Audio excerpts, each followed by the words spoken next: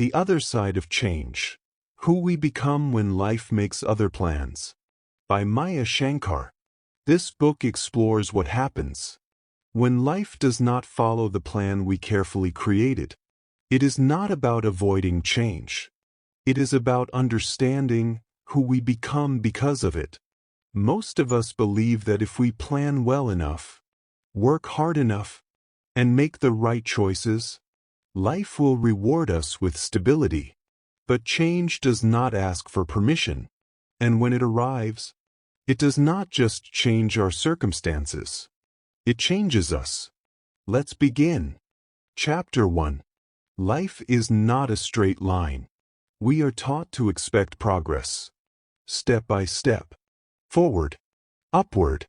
We are taught that life rewards effort, that hard work leads to results, that patience brings success. From childhood, this idea is repeated. Study hard. Choose the right path. Stay consistent, and everything will work out. This belief feels safe. It feels logical. It feels fair. But life does not move in straight lines. Life moves in curves. Life pauses. Life breaks. Life changes direction without warning. And when that happens, most people feel confused.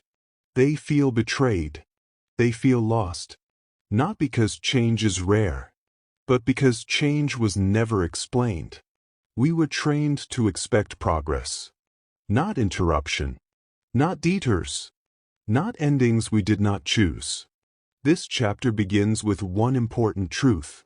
Unexpected change is not abnormal. It is natural.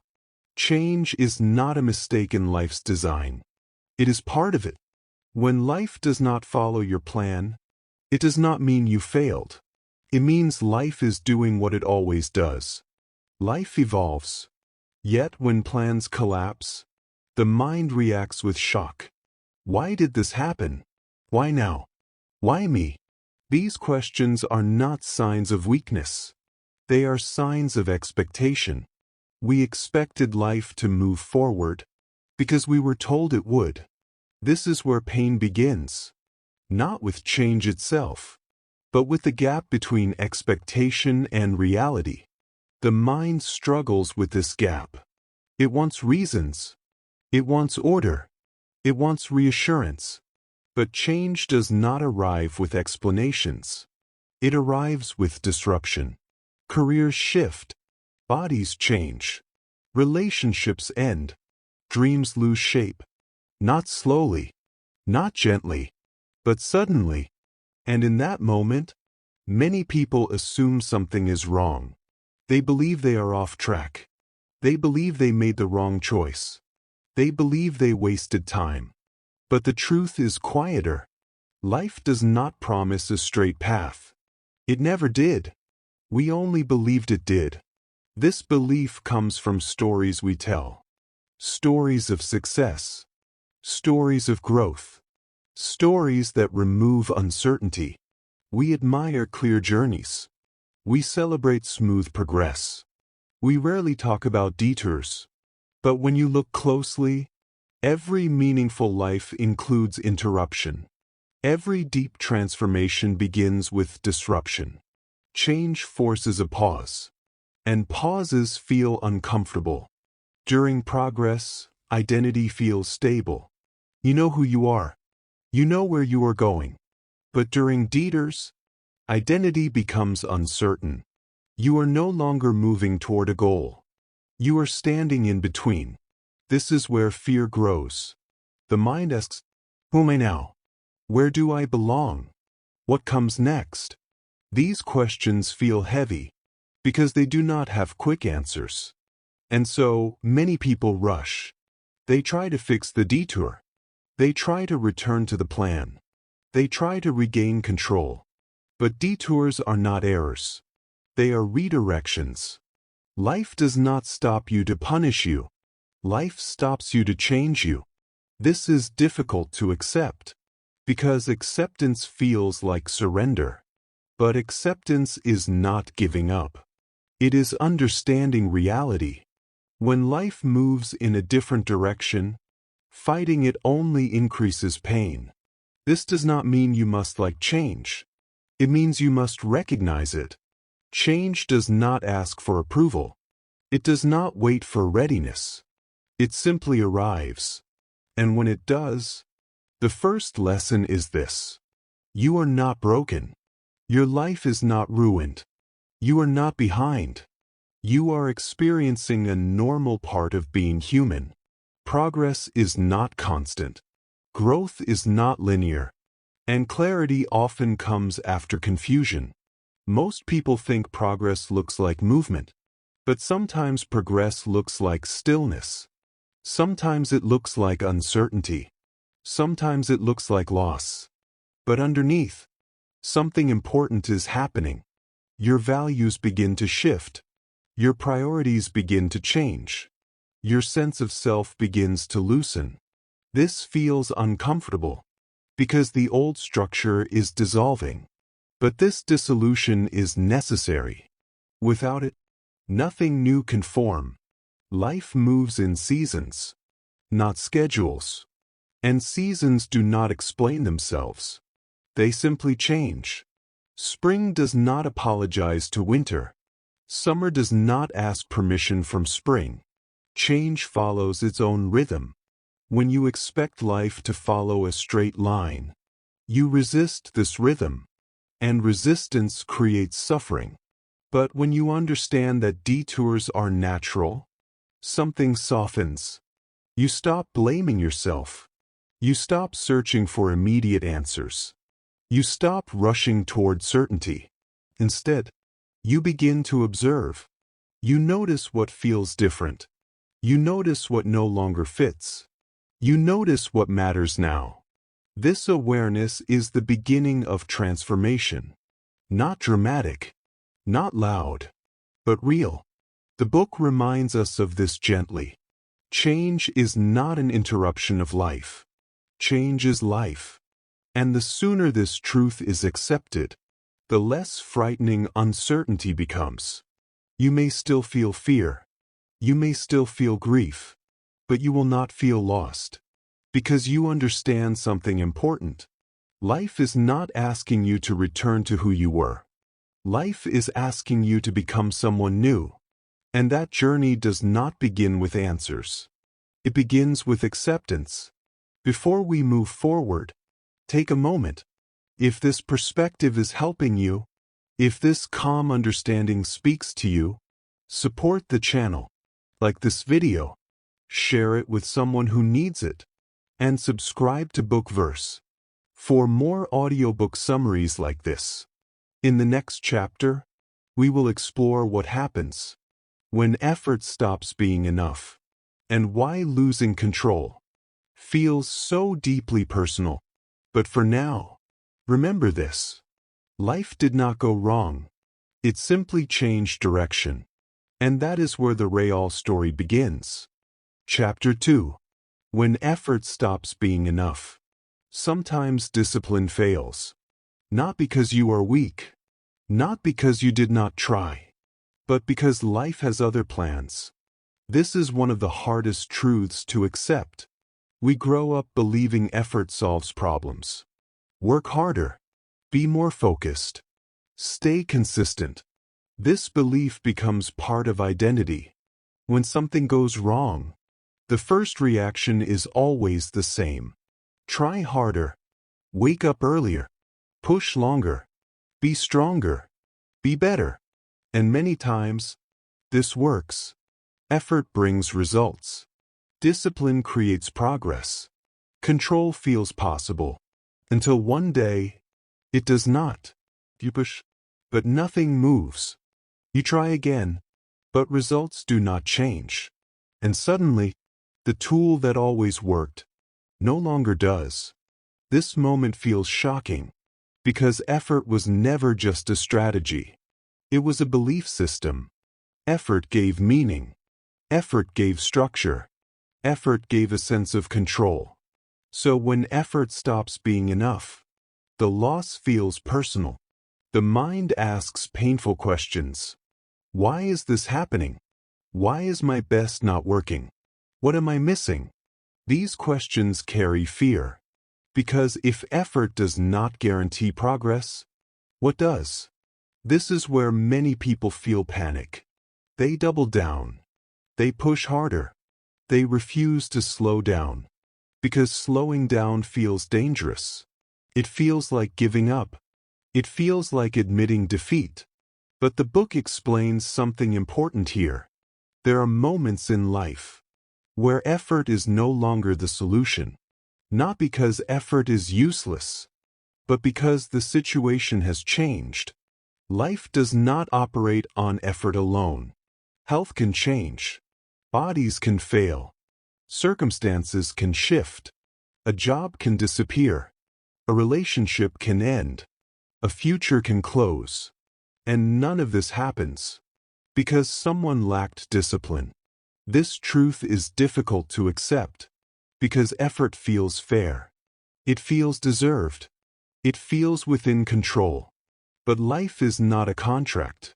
It does not promise rewards in exchange for hard work. This realization feels cruel at first because it removes certainty. If effort does not protect you, what will? This question sits heavy. The book explores how people react when control slips away. First, there is denial. This is temporary. If I push harder, things will return to normal. Then comes frustration. Why is this not working? Why am I stuck? Then comes self-blame. Maybe I am lazy. Maybe I lost discipline. Maybe I failed. But none of these explanations are true. What is happening is not a failure of character. It is a shift in reality. And reality does not respond to effort the same way effort does. Effort is internal. Reality is external. You can control how hard you try. You cannot control how life responds. This gap creates shock. Because for many people, control was safety. Control meant predictability. Control meant stability. Control meant identity. Losing control feels like losing self. Have you ever felt this? You did everything right. You stayed disciplined. You stayed patient. Yet things still fell apart. Did it make you question yourself? Did it make you feel powerless? Did it make you feel small? These feelings are common, but rarely spoken, because society praises effort, but stays silent about limitation. We admire stories of persistence, but ignore stories of surrender. Yet surrender is sometimes required. Not surrender as defeat, but surrender as recognition. Recognition that the rules have changed. The book does not suggest giving up. It suggests adjusting understanding. Effort works best when conditions support it. But when conditions collapse, effort alone cannot fix them. This is especially painful for disciplined people, because discipline becomes identity. If you are disciplined, you trust effort. You believe effort will save you. So when it does not, you feel betrayed by yourself. But the truth is calmer. Effort did not fail you. It simply reached its limit. Limits exist, even for the strongest. Acknowledging limits feels uncomfortable, because limits challenge pride. They remind us that we are not fully in control. This realization creates fear. If control is gone, what remains? The book explains that losing control often feels like falling. There is no ground, no direction, no map. You try to grab onto something familiar, routine, habits, old plans, but nothing fits the same way. This is when people feel lost. But being lost does not mean being broken. It means the old system no longer applies. This moment is critical, because how you respond determines what happens next. Some people cling to effort. They push even when it hurts. They ignore signals. They deny reality. This creates exhaustion, not growth. Others pause. They stop asking, "How do I fix this?" and start asking, "What is changing?" This shift matters because effort without awareness leads to burnout. But awareness without effort creates space for clarity. The book shows that control is often an illusion. We believe we are in control because things are stable, but stability is temporary. When stability disappears, control disappears with it. This does not mean life is cruel. It means life is dynamic. Control feels good, but it is fragile. Real strength begins when control ends. This is a difficult idea because strength is often defined as persistence, but sometimes strength is adjustment. Sometimes strength is listening. Sometimes strength is stopping. The shock of losing control comes from expectation. We expect life to respond to effort consistently, but life responds to context. Context changes. Bodies age. Markets shift. People change. And effort cannot stop these changes. This does not make effort meaningless. It gives it boundaries. Understanding boundaries is not weakness. It is wisdom. Have you ever pushed so hard that you ignored what you felt? Ignored fatigue. Ignored signals. Ignored discomfort. Did it help? Or did it make things worse? The book invites reflection here. What if effort is not always the answer? What if effort sometimes blocks understanding? When you push constantly, you do not listen. And when you do not listen, you miss what life is trying to teach. The shock of losing control is also the beginning of learning, because it forces humility. Humility is not humiliation. It is clarity.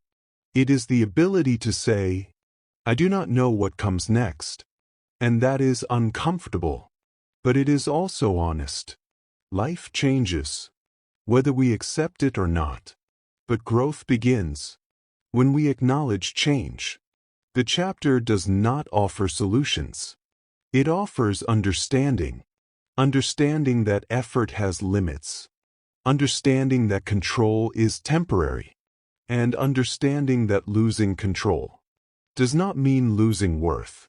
You are not less because effort stopped working. You are not failing because life changed direction. You are responding to a new reality. This shift is not visible from the outside, but it is powerful internally, because once effort stops being enough, something else must develop. Awareness, acceptance, flexibility. These qualities grow slowly. They are not celebrated. They do not look impressive, but they shape resilience. The shock of losing control is painful, but it also strips illusion. And without illusion, clarity begins.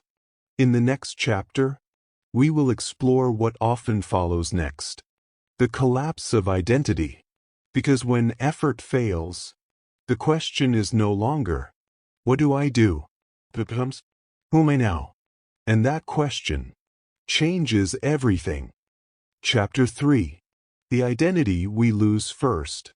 Change rarely hurts because of what we lose.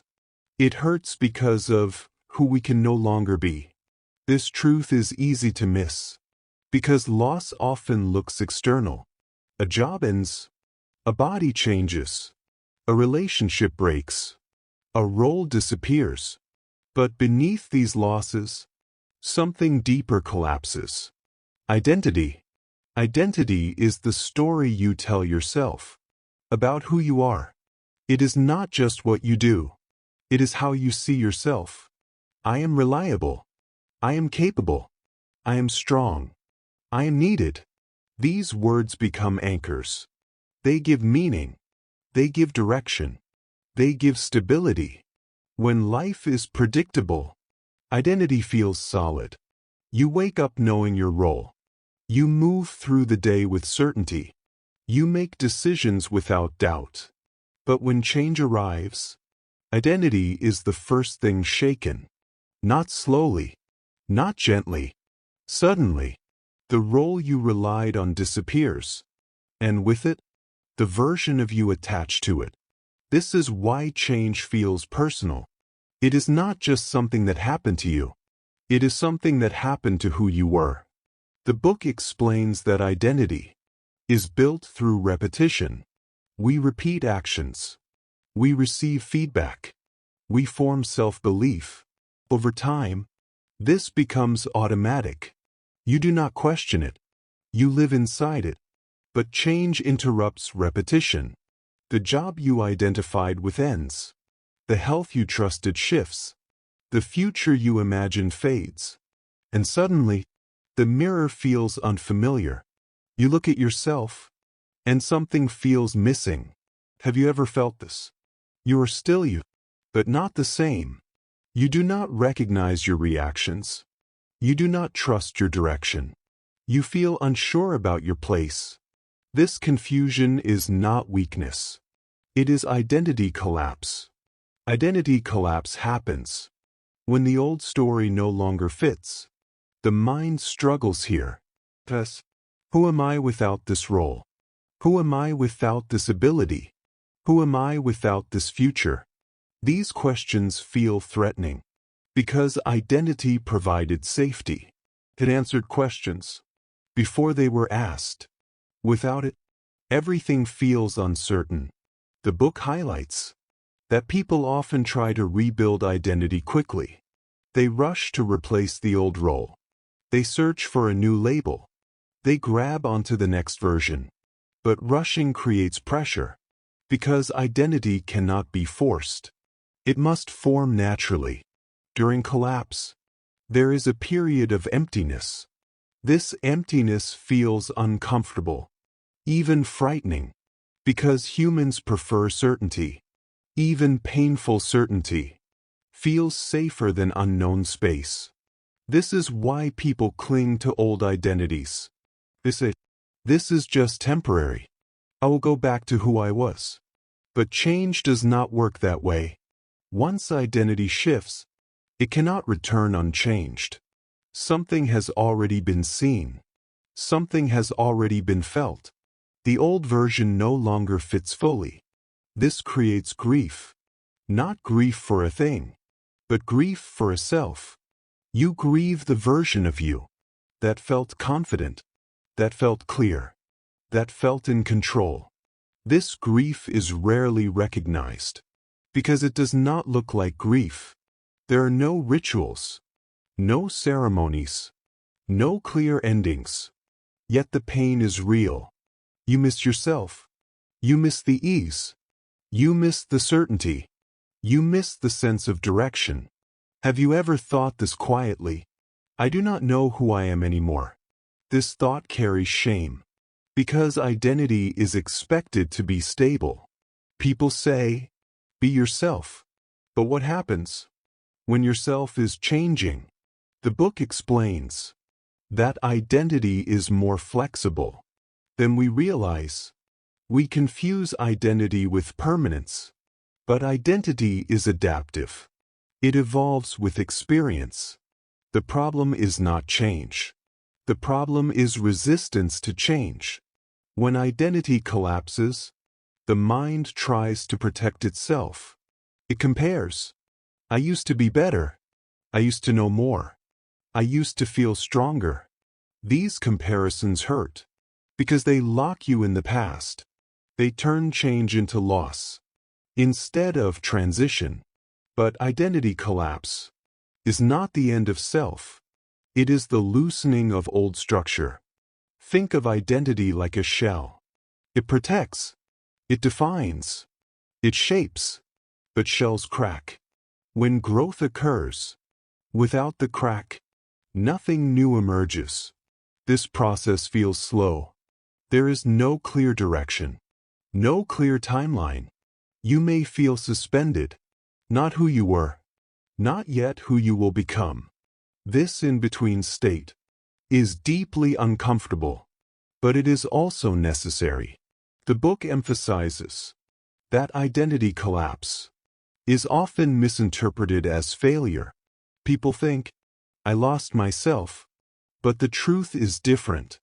You are meeting parts of yourself that were hidden by old roles. When life was stable, identity stayed narrow. Change expands awareness. You notice vulnerability. You notice fear. You notice resilience. These qualities were always there. They were just not required. Now they are. Identity collapse forces honesty. You can no longer rely on old labels. You must ask deeper questions. What matters now? What feels meaningful now? What values still hold? These questions are uncomfortable because they do not have quick answers, but they shape authentic identity. Not identity built on performance, but identity built on truth. The book explains that many people fear this phase because it feels like disintegration. But disintegration is not destruction. It is rearrangement. The pieces are still there. They are just shifting. This shift creates sensitivity. You may feel more emotional, more reflective, more uncertain. This sensitivity is not weakness. It is awareness. Awareness grows. When identity loosens, you notice feelings you once ignored. You question assumptions you once accepted. You become curious. This curiosity is important because it prevents premature closure. Some people rush to define themselves again. They say, this is who I am now. But identity needs space. It needs time to integrate experience. Rushing creates shallow identity, but patience allows depth. Have you noticed how uncomfortable silence feels? During change, silence forces reflection, and reflection reshapes identity. The book suggests that instead of asking, who should I become?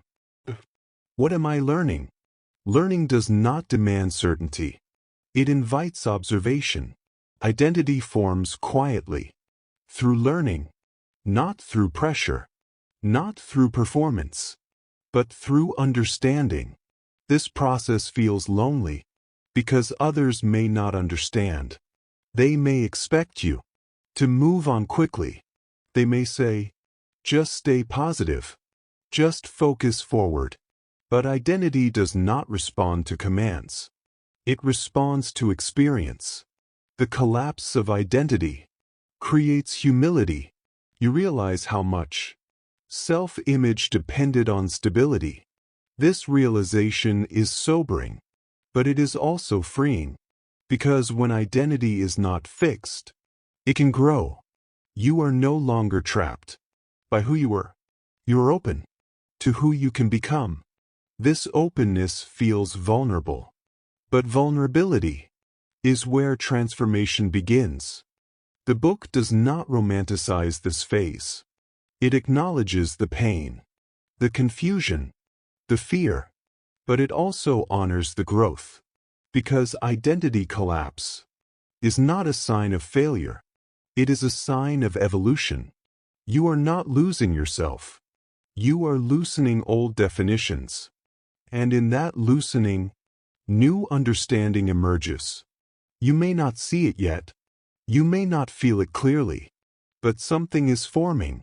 Not louder, not stronger, but truer.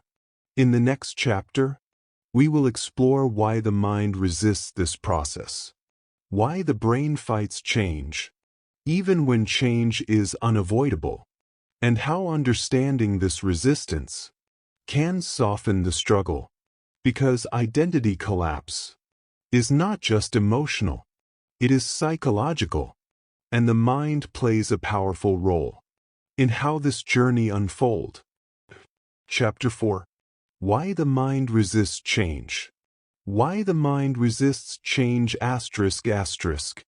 The brain values predictability over truth. This sentence explains more than it first appears to. We like to believe that the mind wants what is best, that it seeks growth, that it welcomes improvement. But the mind does not work this way. The mind works for safety. Safety comes from familiarity, not from truth, not from growth, from repetition. The book explains that the brain evolved to keep us alive, not to make us fulfilled. Survival comes first. Understanding comes later. This is why change feels threatening. Even positive change can trigger resistance. A new opportunity, a new direction, a new version of life. The mind does not ask, is this good for me? Is this familiar? If the answer is no, resistance appears. This resistance does not feel logical. It feels emotional. Fear, anxiety, doubt. These feelings arise quickly because uncertainty activates alarm. The brain prefers known pain over unknown possibility. This is difficult to accept. Why would the mind choose pain? Because pain that is familiar can be predicted. Predicted pain feels manageable. Unknown outcomes feel dangerous. This explains why people stay in jobs that drain them, in relationships that hurt them, in routines that limit them, not because they enjoy suffering, but because the suffering is known. Change threatens this familiarity. The book highlights that the brain creates stories to justify resistance. This is risky. This is irresponsible. This is unrealistic. These stories sound rational, but they are protective. They are not about truth. They are about safety. The mind builds arguments to keep the status quo, because the status quo feels predictable. Predictability gives the illusion of control, even when control is limited. Have you ever noticed how the mind reacts when plans change suddenly? Tightness, racing thoughts, urgency. The body responds too. Heart rate increases. Breathing becomes shallow. Muscles tense. This is not imagination. It is biology. The brain senses uncertainty as a threat. It prepares for danger. But in modern life, danger often comes from internal change. Loss of identity, loss of role, loss of direction. The brain reacts as if survival is at risk. This reaction is automatic. You do not choose it. It happens before thought.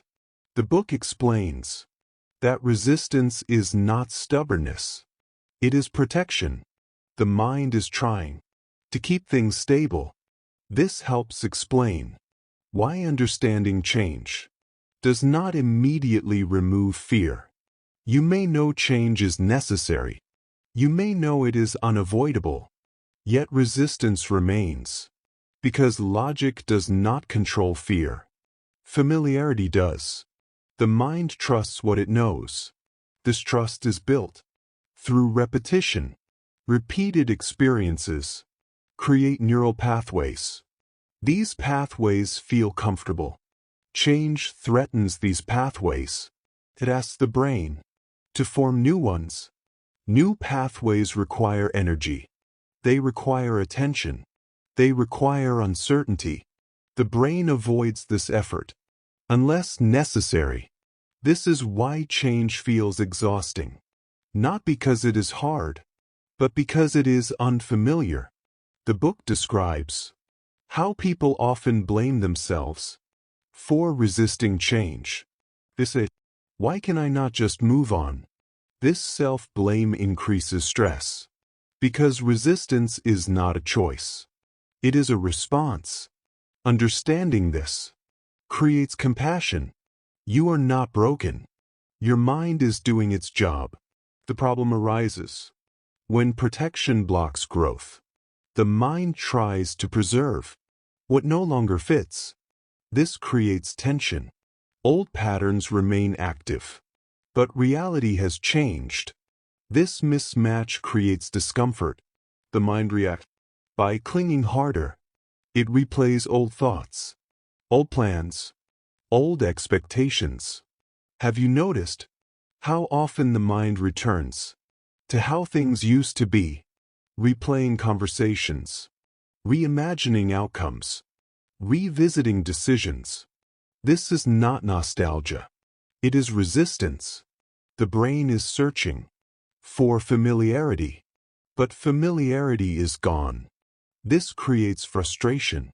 The book explains that resistance often appears as avoidance, avoiding decisions, avoiding reflection, avoiding silence, because silence removes distraction. And without distraction, change becomes visible. The mind prefers noise over uncertainty. Noise feels busy. Busy feels productive. But busy can hide fear. Change requires stillness. Stillness forces awareness. Awareness exposes resistance. This exposure feels uncomfortable because it reveals vulnerability. The mind wants certainty. Change removes certainty. This creates anxiety. The book explores how anxiety is not danger. It is anticipation. Anticipation of the unknown. The mind fills unknown space with imagined outcomes. These outcomes are often negative because negative scenarios prepare for threat. This preparation feels useful, but it also increases fear. Fear feeds resistance. Resistance delays adaptation. This cycle continues until something breaks. Either circumstances force acceptance, or exhaustion forces surrender. The book emphasizes that understanding resistance does not eliminate it, but it softens it. When you know why your mind resists change, you stop fighting yourself. You stop asking, "What is wrong with me?" and start asking, "What is my mind protecting?" This question changes the tone. It replaces judgment with curiosity. Curiosity opens space. Space allows flexibility. Flexibility allows adaptation. The mind is not your enemy.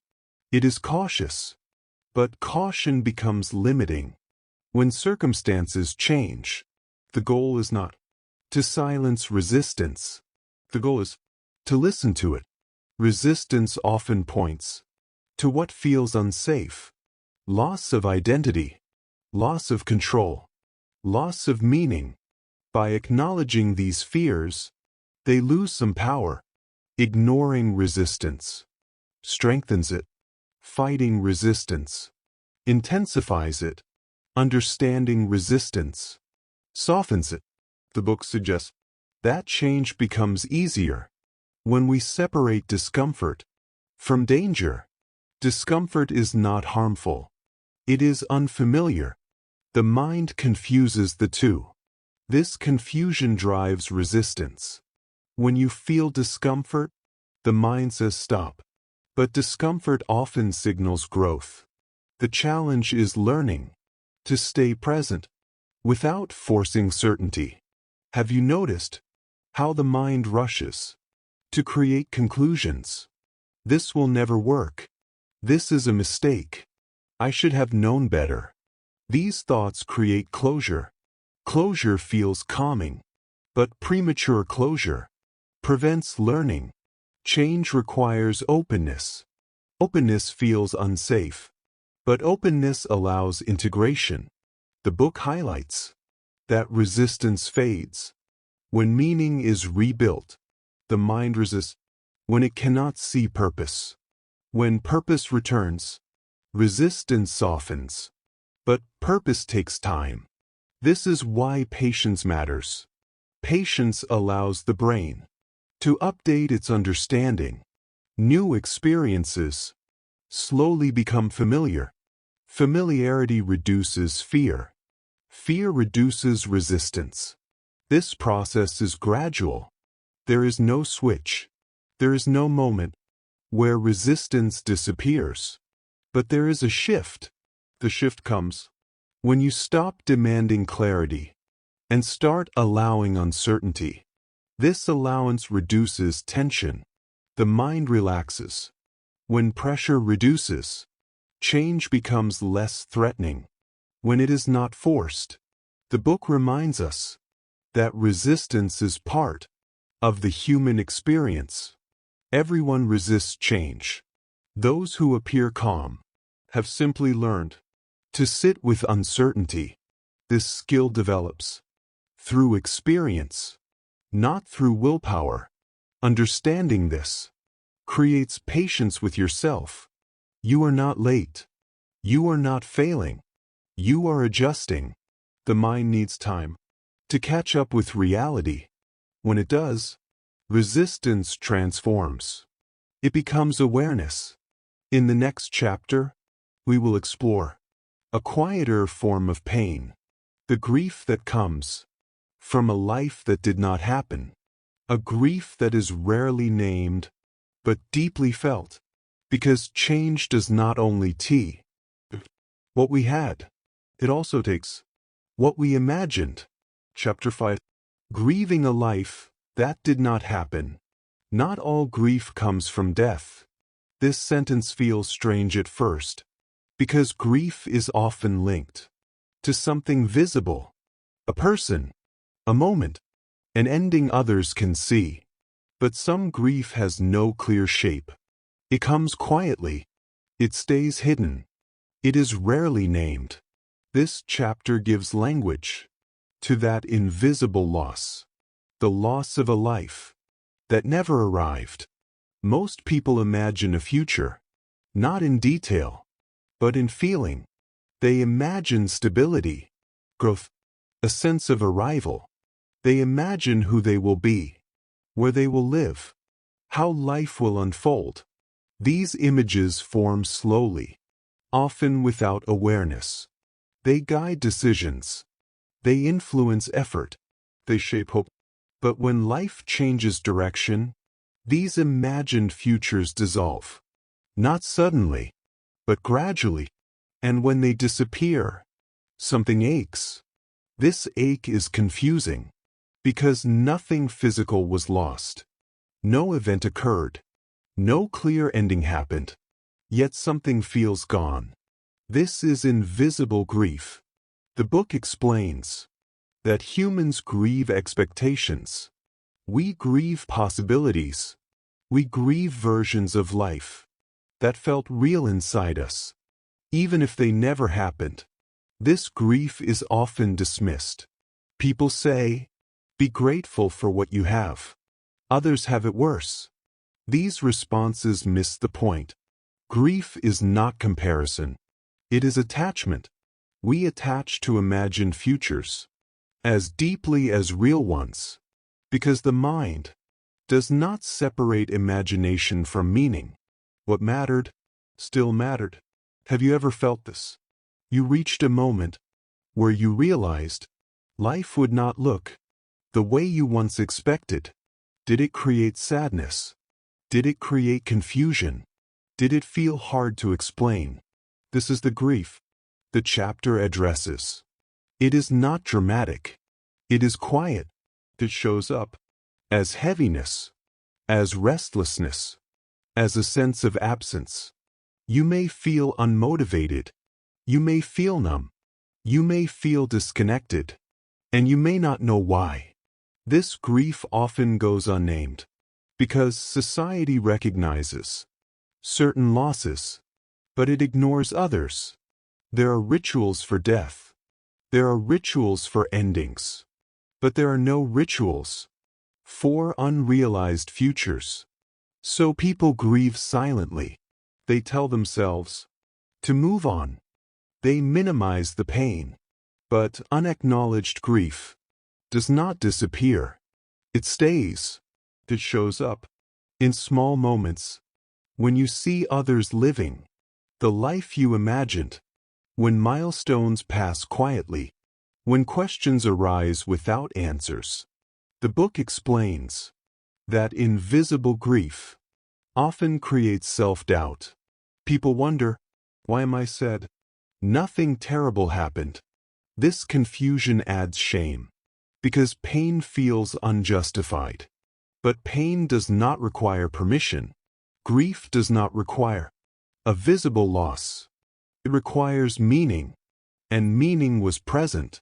The imagined life mattered, because it shaped identity. It gave direction.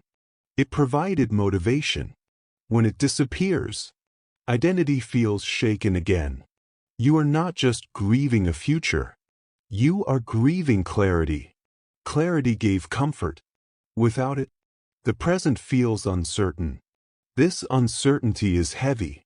The book highlights that grief needs recognition, not fixing, not reframing, not positivity. Recognition. Naming grief allows it to move. Ignoring grief traps it inside.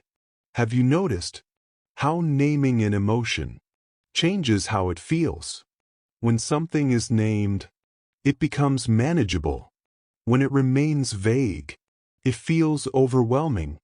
Invisible grief feels overwhelming because it lacks language. This chapter gives that language. You are allowed to grieve what did not happen. You are allowed to mourn what you hoped for. This permission is powerful because many people deny themselves this space. They rush forward. They distract themselves. They force optimism. But grief requires slowing down. It requires acknowledgement. The book explains that grief is not linear. It does not follow steps. It does not resolve quickly. It comes in waves. Some days feel lighter. Other days feel heavy again. This does not mean regression. It means processing. Invisible grief surfaces when reminders appear. A conversation, a memory, a passing thought. These moments reopen awareness. This reopening feels painful, but it is part of integration. Grief integrates experience. Without integration, the loss remains unresolved. The book suggests that grief is a response to meaning disruption. Meaning provided coherence. When meaning shifts, grief arises. This grief asks for attention, not solutions. When people rush to solve grief, they bypass understanding. Understanding creates peace. Peace does not remove sadness. It makes space for it. Have you noticed how uncomfortable others become when invisible grief is mentioned? They change the subject. They offer advice. They encourage distraction. This discomfort reflects how little space exists for this type of loss. Yet it is common. Most people experience it at some point. A career that never formed. A family that never happened. A version of self that faded. These losses shape inner life. Ignoring them creates emotional distance. Acknowledging them creates compassion. The book emphasizes that grief does not mean regret. You can grieve a path without wishing to return. Grief is not rejection of reality. It is acknowledgement of feeling. This distinction matters because many people fear that grief means dissatisfaction. But grief and acceptance can exist together. You can accept change and still grieve what was lost. This balance is healthy. The chapter encourages honesty with oneself. What did I hope for? What did I imagine? What feels missing? These questions are not dangerous. They are clarifying. Avoiding them creates internal tension. Facing them creates release. The book explains that invisible grief often transforms identity.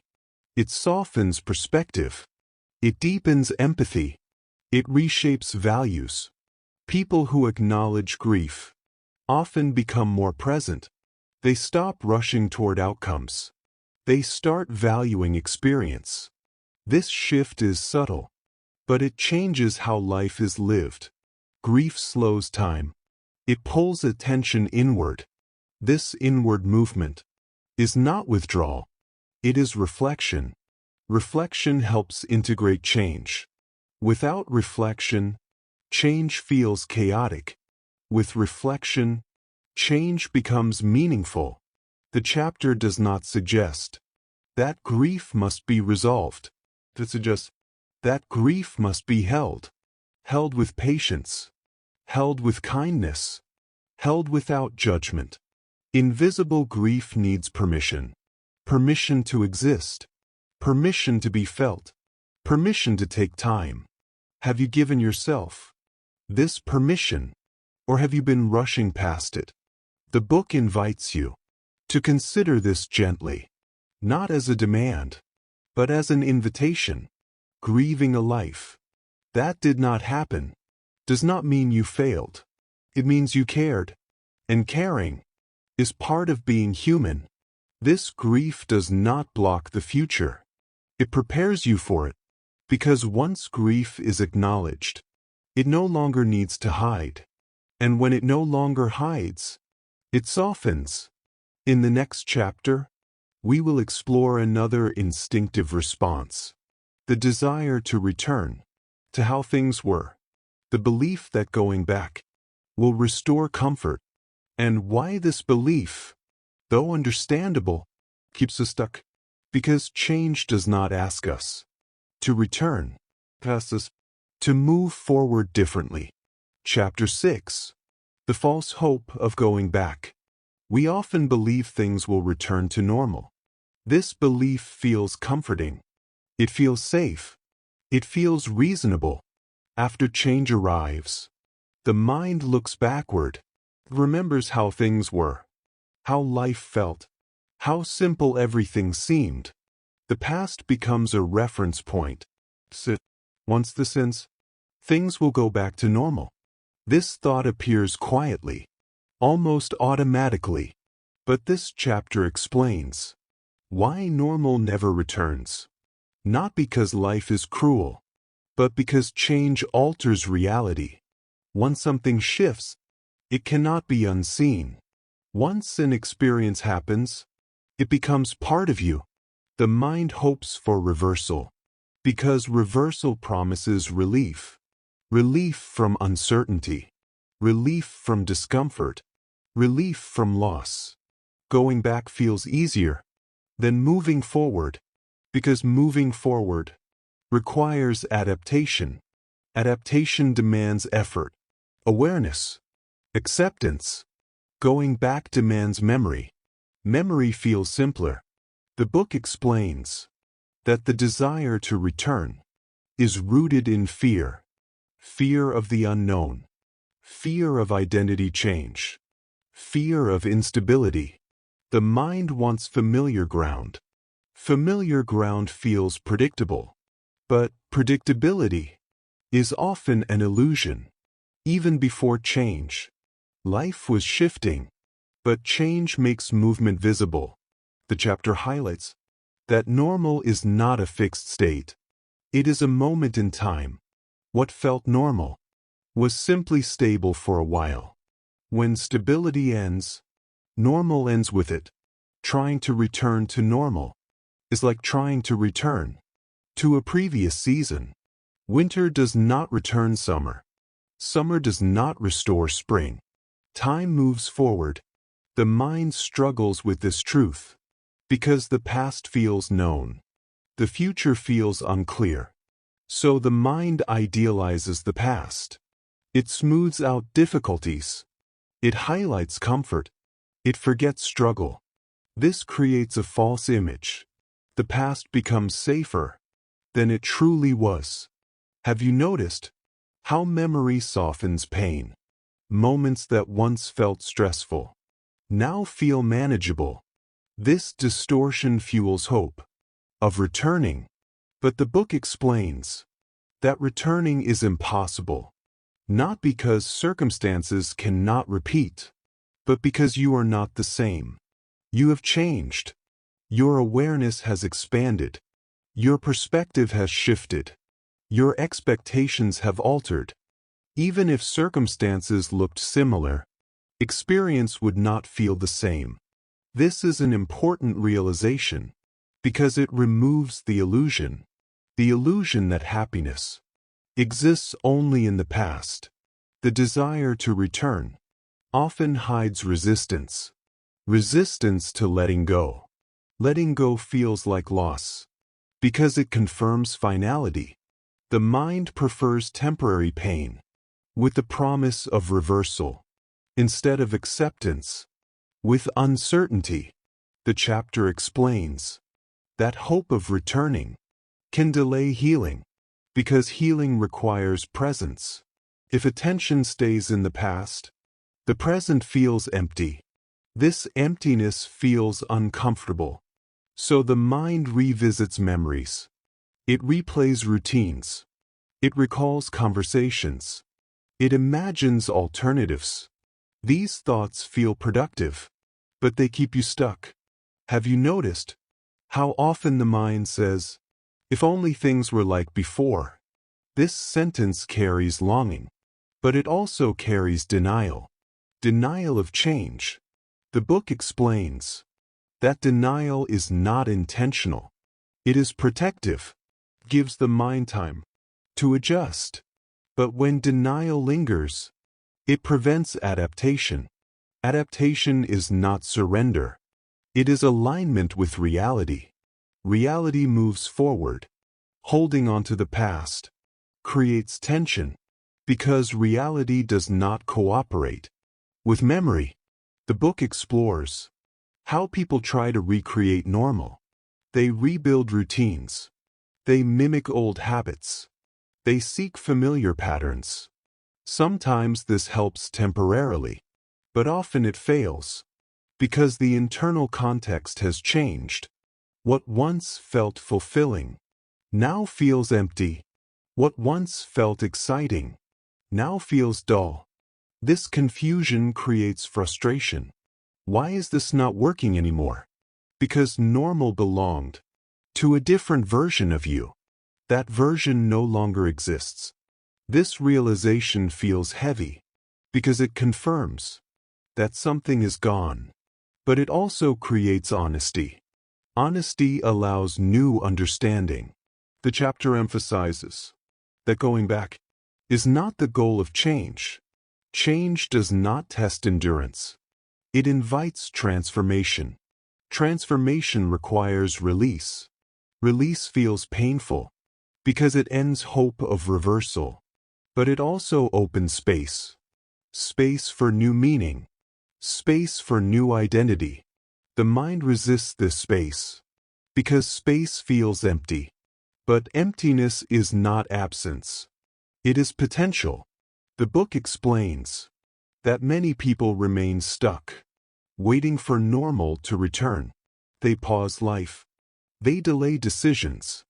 They postpone engagement. They say, "Once things settle, I will move forward." But things do not settle. They shift. Waiting for normal becomes waiting forever. This waiting drains energy. It creates stagnation. Stagnation feels worse than uncertainty, but uncertainty feels scarier. This is the trap of false hope. Hope that delays adaptation. Hope that postpones presence. The chapter does not argue against hope itself. It argues against misplaced hope. Hope for return instead of hope for growth. Growth requires acceptance. Acceptance does not mean approval. It means acknowledgement. Acknowledging that what was is no longer. This acknowledgement hurts, but it frees attention. Freed attention can engage with now. The book explains that people who accept change stop asking when things will return. They start asking, what now requires attention? This shift is subtle, but it changes everything. Attention moves from loss to learning, from memory to awareness, from waiting to participation. The mind slowly adjusts. New routines form. New meanings emerge. This does not erase grief, but it integrates it. The chapter highlights that normal is replaced by a new baseline. This baseline feels unfamiliar at first, but familiarity grows. The brain adapts. Through repetition, what once felt strange becomes ordinary. This process takes time. Rushing it creates resistance. Accepting it creates calm. Have you noticed moments when you stopped waiting for the past and suddenly felt lighter, not happier, but calmer? This calm comes from alignment with reality. The book encourages gentle acceptance, not dramatic declarations, not forced positivity, simple acknowledgement. This is different now. This sentence carries power. It removes comparison. Comparison ties you to the past. Acceptance anchors you in the present. The chapter also explains that returning is not necessary for happiness. Happiness is not location-based. It is meaning-based. Meaning can be rebuilt, but it cannot be rebuilt while attention remains behind. Letting go of normal allows new meaning to form. This does not happen instantly.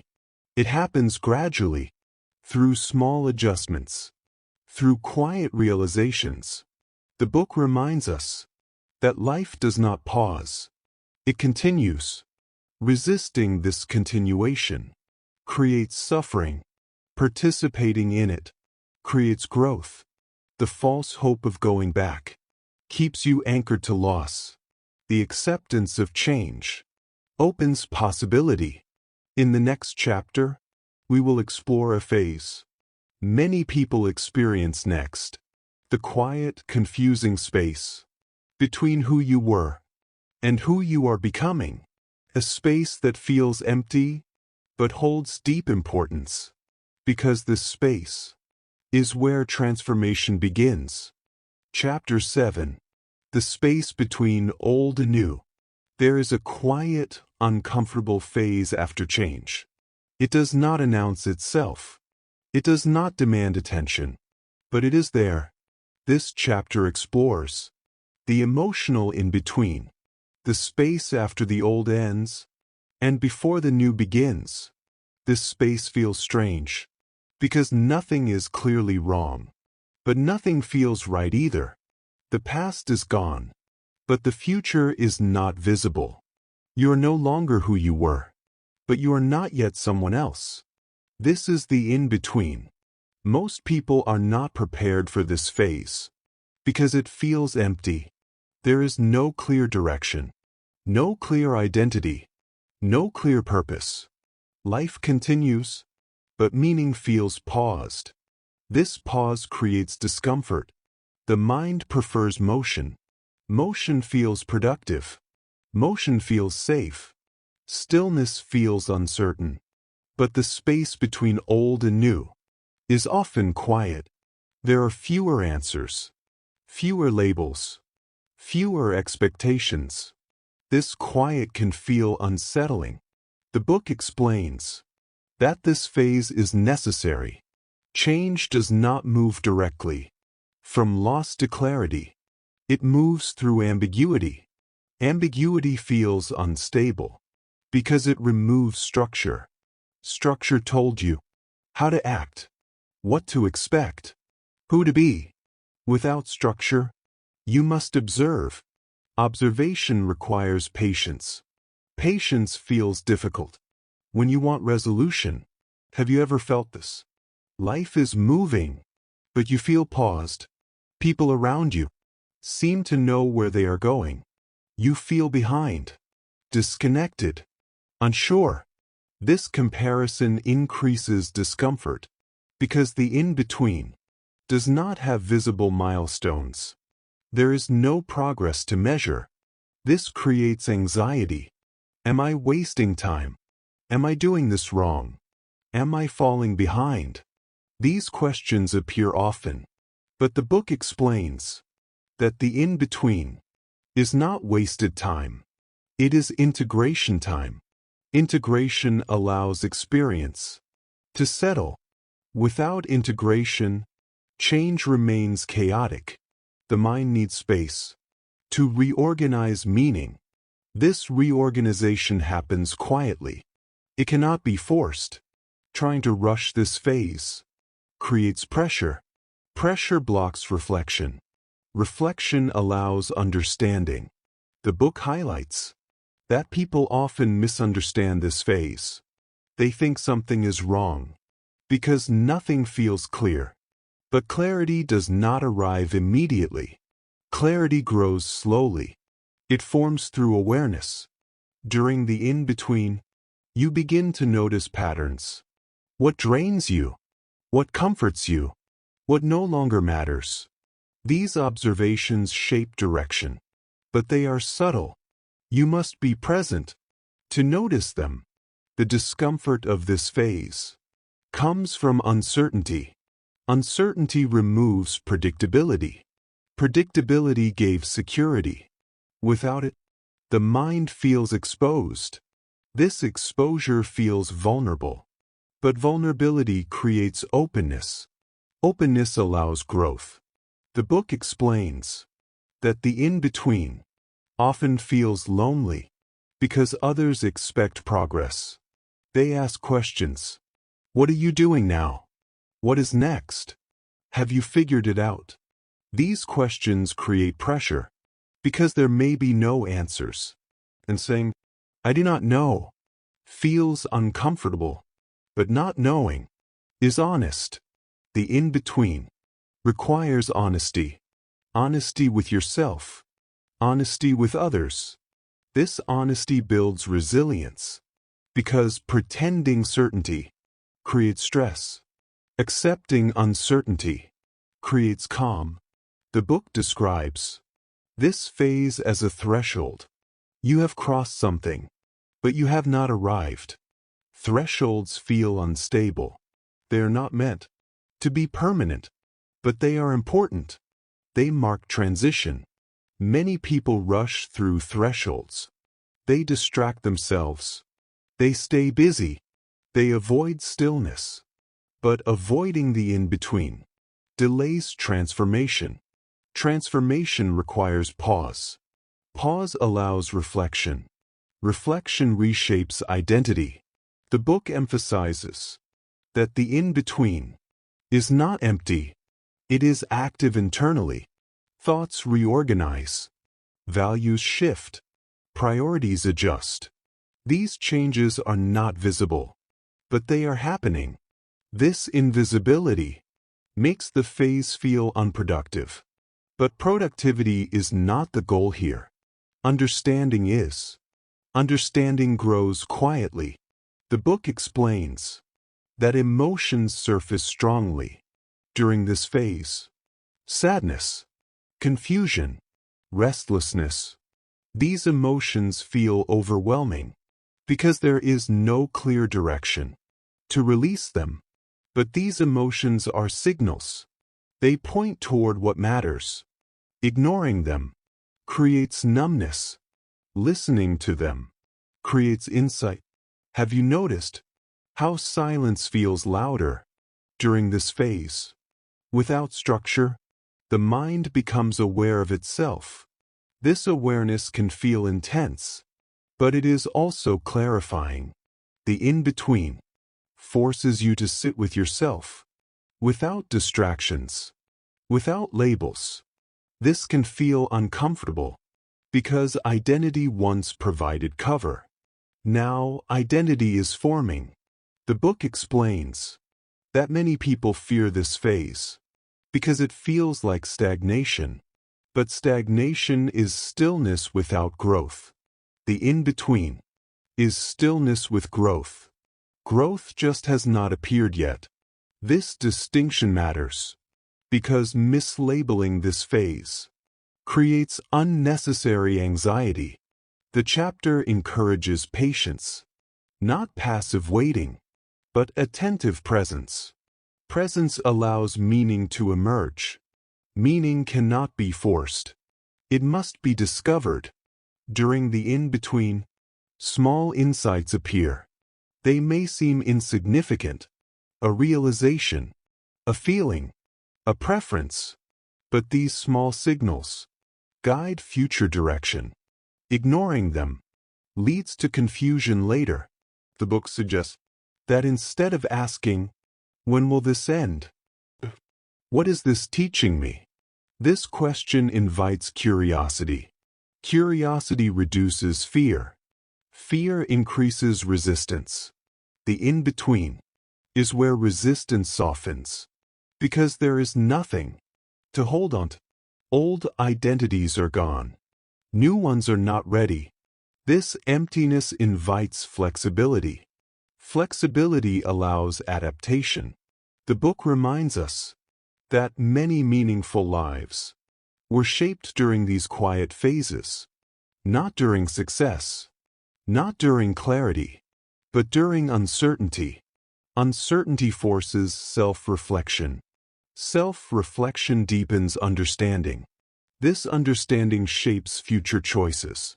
The chapter also notes that the in-between often feels slower than it is. Time feels stretched because there are fewer distractions. This slowness feels uncomfortable, but it allows processing. Processing is necessary for lasting change. Without it, old patterns repeat. The in-between breaks repetition. It creates space for new responses. This space feels unfamiliar, but unfamiliar does not mean wrong. It means new. Have you noticed how quickly the mind wants to escape this phase? It seeks certainty. It seeks answers. It seeks resolution. But resolution comes after integration. Integration requires patience. The book does not suggest you enjoy this phase. It acknowledges discomfort, but it also highlights value, because without the in-between, change would remain surface level. The in-between creates depth. Depth allows authenticity. Authenticity leads to alignment. Alignment creates calm. This calm does not come from answers. It comes from acceptance. Accepting that you are in transition, that you are allowed to not know. That uncertainty is temporary. The chapter gently reassures that the in-between does not last forever, but it lasts long enough to reshape you. In the next chapter, we will explore what pressure reveals during this time, how stress and challenge bring hidden qualities to the surface, because the in-between does not just feel uncomfortable, it quietly transforms who you are. Chapter 8. What pressure reveals. Pressure does not create character. It reveals it. This idea feels surprising, because pressure feels powerful. It feels like the force that changes people. But the book explains that pressure does not add new qualities. It exposes existing ones. Pressure removes comfort. Comfort hides patterns. When comfort disappears, what remains becomes visible. This is why pressure feels intense. It strips away routine. It removes distraction. It narrows focus. And in that narrowing, truth appears. Not the truth we prefer, the truth that exists. Pressure shows how we respond when control is limited, when outcomes are uncertain, when support feels distant. These moments feel defining because they reveal tendencies. Do you withdraw? Do you react quickly? Do you seek control? Do you become rigid? Do you become adaptable? These responses are not created by pressure. They are revealed by it. The book explains That character is formed over time, through habits, through values, through repeated choices. Pressure simply removes the mask. This can feel uncomfortable, because what is revealed may not match self-image. You may see fear where you expected confidence. You may see avoidance where you expected strength. This discovery can be painful because it challenges identity, but it is also informative. Information allows growth. Without awareness, patterns repeat. Pressure interrupts repetition.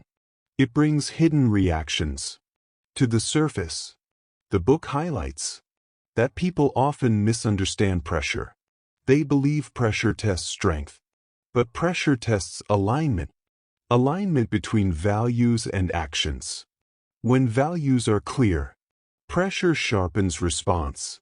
When values are unclear, pressure creates confusion.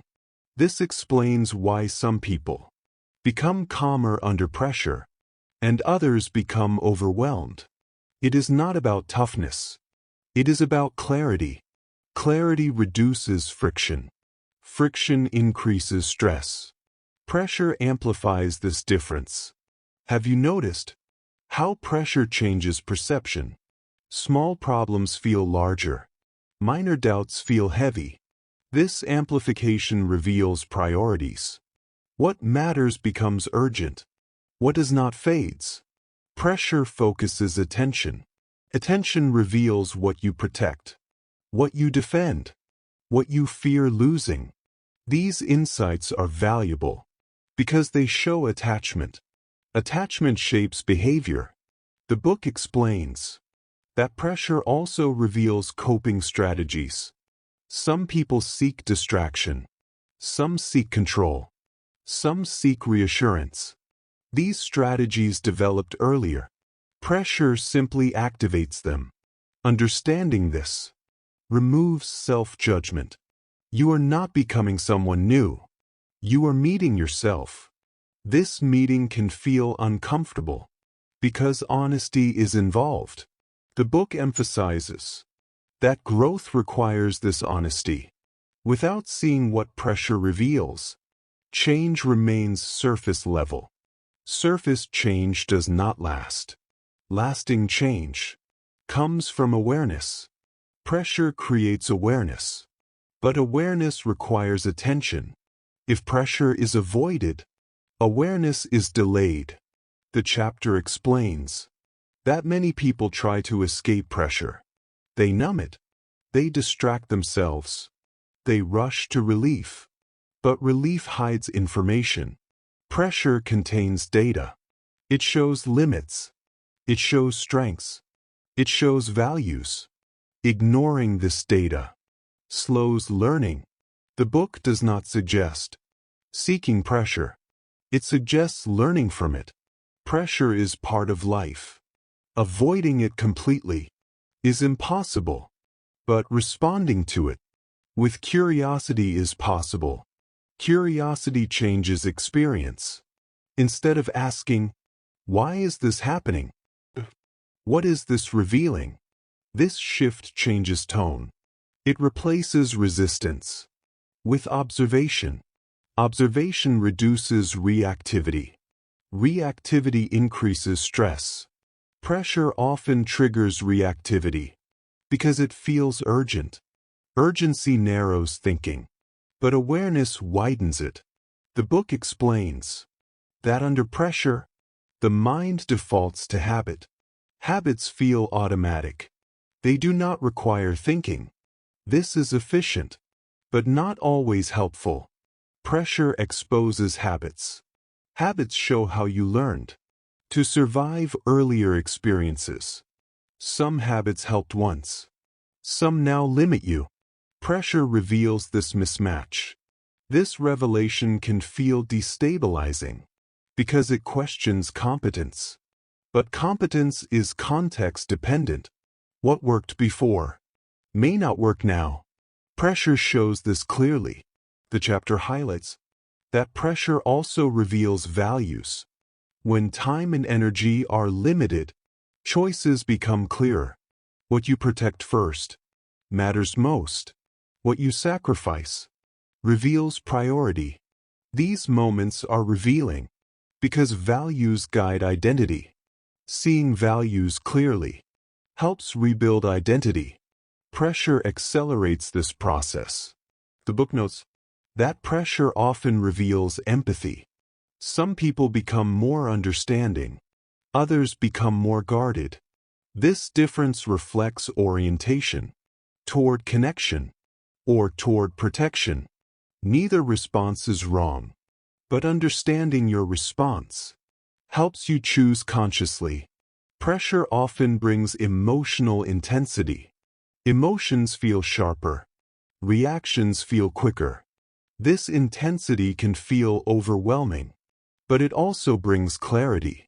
Emotions point to meaning. Meaning shapes behavior. Ignoring emotion misses information. The book explains that pressure exposes self-talk. The inner voice becomes louder. You may hear criticism, doubt, urgency. These messages influence action. Pressure reveals these patterns. Once revealed, they can be examined. Without pressure, they remain hidden. Have you noticed how your inner voice changes during stress? Is it supportive? Is it harsh? Is it quiet? This voice reflects conditioning. Pressure brings it forward. The chapter suggests that pressure is a mirror. It shows how you treat yourself when things are hard. This insight is powerful because self-treatment shapes resilience. Harsh self-talk drains energy. Compassionate self-talk preserves it. Pressure reveals which pattern exists. The book also explains that pressure reveals boundaries. What you can tolerate, what you need to protect. These boundaries may not be clear. During calm periods, pressure makes them visible. This visibility helps adjustment. Adjustment improves alignment. Alignment reduces struggle. The chapter emphasizes that pressure does not define worth. Reactions under pressure do not label character. They inform it. Information allows choice. Choice allows growth. Without information, change remains accidental. Pressure offers information, but only if noticed. The book explains that people often judge themselves for reactions under pressure. They say, I should be stronger. This judgment adds stress. Stress reduces learning. Learning requires openness. Replacing judgment with curiosity improves integration. Pressure is not punishment. It is exposure. Exposure allows refinement. Refinement improves adaptability. Adaptability supports growth. The chapter highlights that pressure can reveal strengths that were unnoticed. Patience, persistence, creativity. These qualities may not appear during calm times.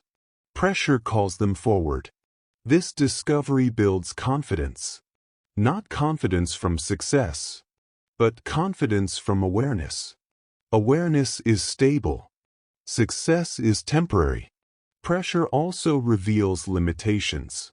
Limits show where support is needed. Needing support is not weakness. It is realism. The book emphasizes that pressure reveals interdependence. It shows where connection matters. Trying to manage pressure alone often increases strain. Recognizing need reduces isolation. Isolation increases stress. Pressure teaches this lesson. The chapter explains that people who learn from pressure become more flexible. Flexibility allows response instead of reaction. Reaction is automatic. Response is intentional. Pressure distinguishes the two. This distinction matters because intentional response supports alignment. Alignment reduces internal conflict. Pressure exposes conflict. Conflict signals misalignment. Seeing this clearly allows adjustment. The book reminds us that pressure is temporary, but lessons remain. Ignoring lessons repeats patterns. Learning lessons builds resilience. Resilience is not toughness. It is adaptability. Pressure trains adaptability. When understood, the chapter encourages reflection, not during peak stress, but after. Looking back gently, what did this reveal? What did I learn? What surprised me? These questions turn experience into insight. Insight guides future choices. Future choices shape identity. Pressure participates in this process. It does not create character. It reveals it. And what is revealed offers direction. In the next chapter, we will explore another difficult step. Letting go of the old self. Not just roles, but internal definitions. Because once pressure reveals truth, something must be released. And letting go is often harder than enduring pressure. Chapter 9.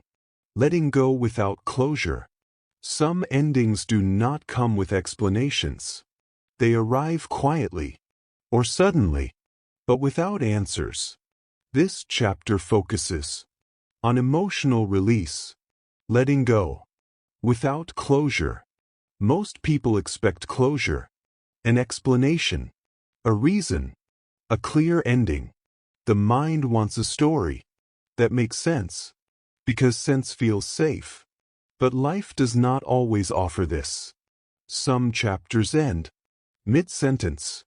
Some relationships end without clarity. Some dreams stop without warning. This lack of closure creates tension because the mind keeps searching. Searching for meaning. Searching for reasons. Searching for blame. The book explains that this search often becomes exhausting because there may be no answers.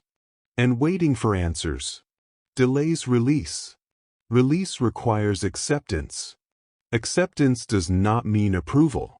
It means acknowledging reality. Reality exists even without explanation. The chapter explains that humans are meaning-making beings. We want events to fit a narrative. When they do not, discomfort increases. This discomfort keeps us attached to questions, attached to what-ifs. These attachments prolong pain. The book highlights that closure is often internal, not external. External closure depends on others. Internal closure depends on choice. This distinction is important because many endings involve other people, and other people may never explain. Waiting for them keeps power outside. Letting go returns power inward. But letting go without closure feels unnatural because the mind resists uncertainty. Uncertainty feels unsafe. The book explains that unresolved endings activate the brain repeatedly. Thoughts loop, memories replay. This repetition feels automatic, but it is driven by hope. Hope for clarity, hope for fairness, hope for understanding. Hope can be comforting, but in this case, hope delays healing. Healing requires release. Release requires permission. Permission to stop searching. This permission is often the hardest step, because stopping feels like giving up. But the book reframes this. Letting go is not giving up. It is choosing peace. Peace does not require answers. It requires acceptance.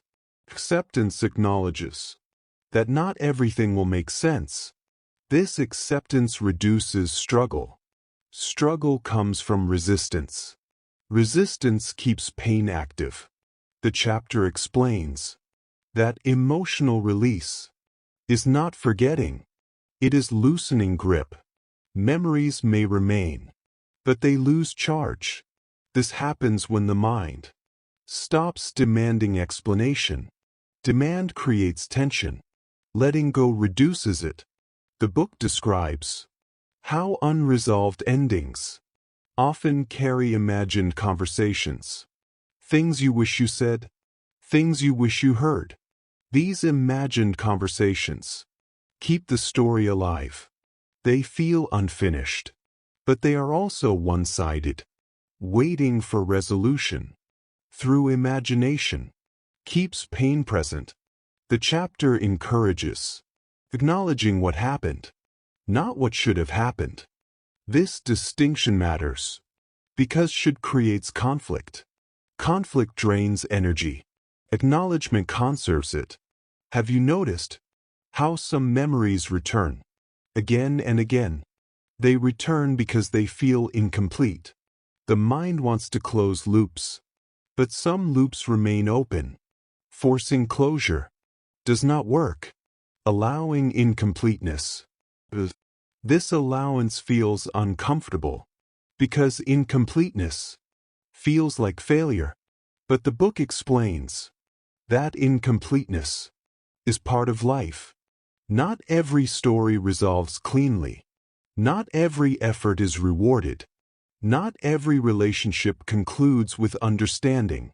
This reality is difficult, but resisting it creates suffering. The chapter explains that emotional release comes from shifting focus.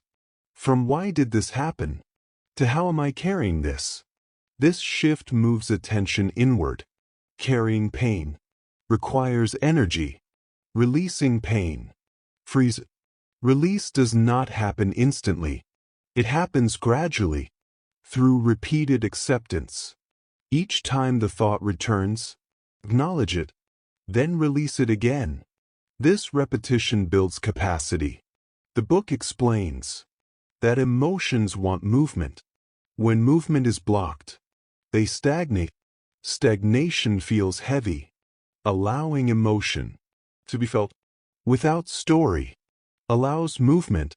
Movement leads to release. The chapter discusses that many people wait for emotional permission. They wait for apology. They wait for explanation. But permission can be self-given.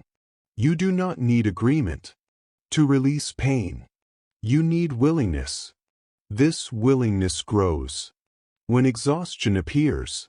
When carrying becomes heavy enough, release feels possible. The book explains that letting go is not erasing importance. It is releasing attachment. Attachment ties identity to outcome. Releasing attachment returns identity to self. This return brings stability. Without closure, identity may feel unsettled, but the chapter reassures that identity stabilizes through acceptance, not explanation.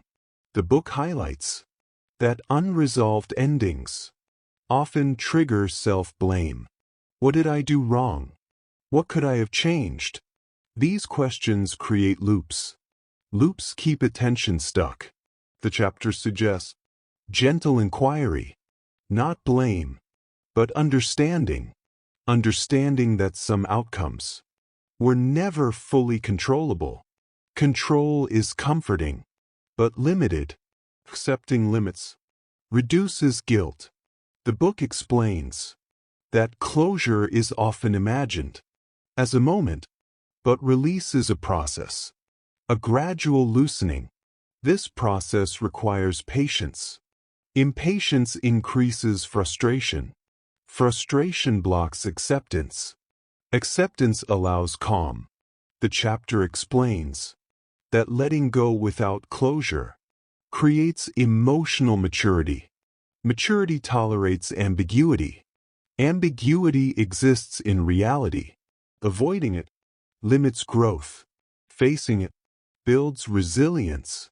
The book notes that people who release without closure often feel lighter, not because pain disappears, but because it no longer dominates.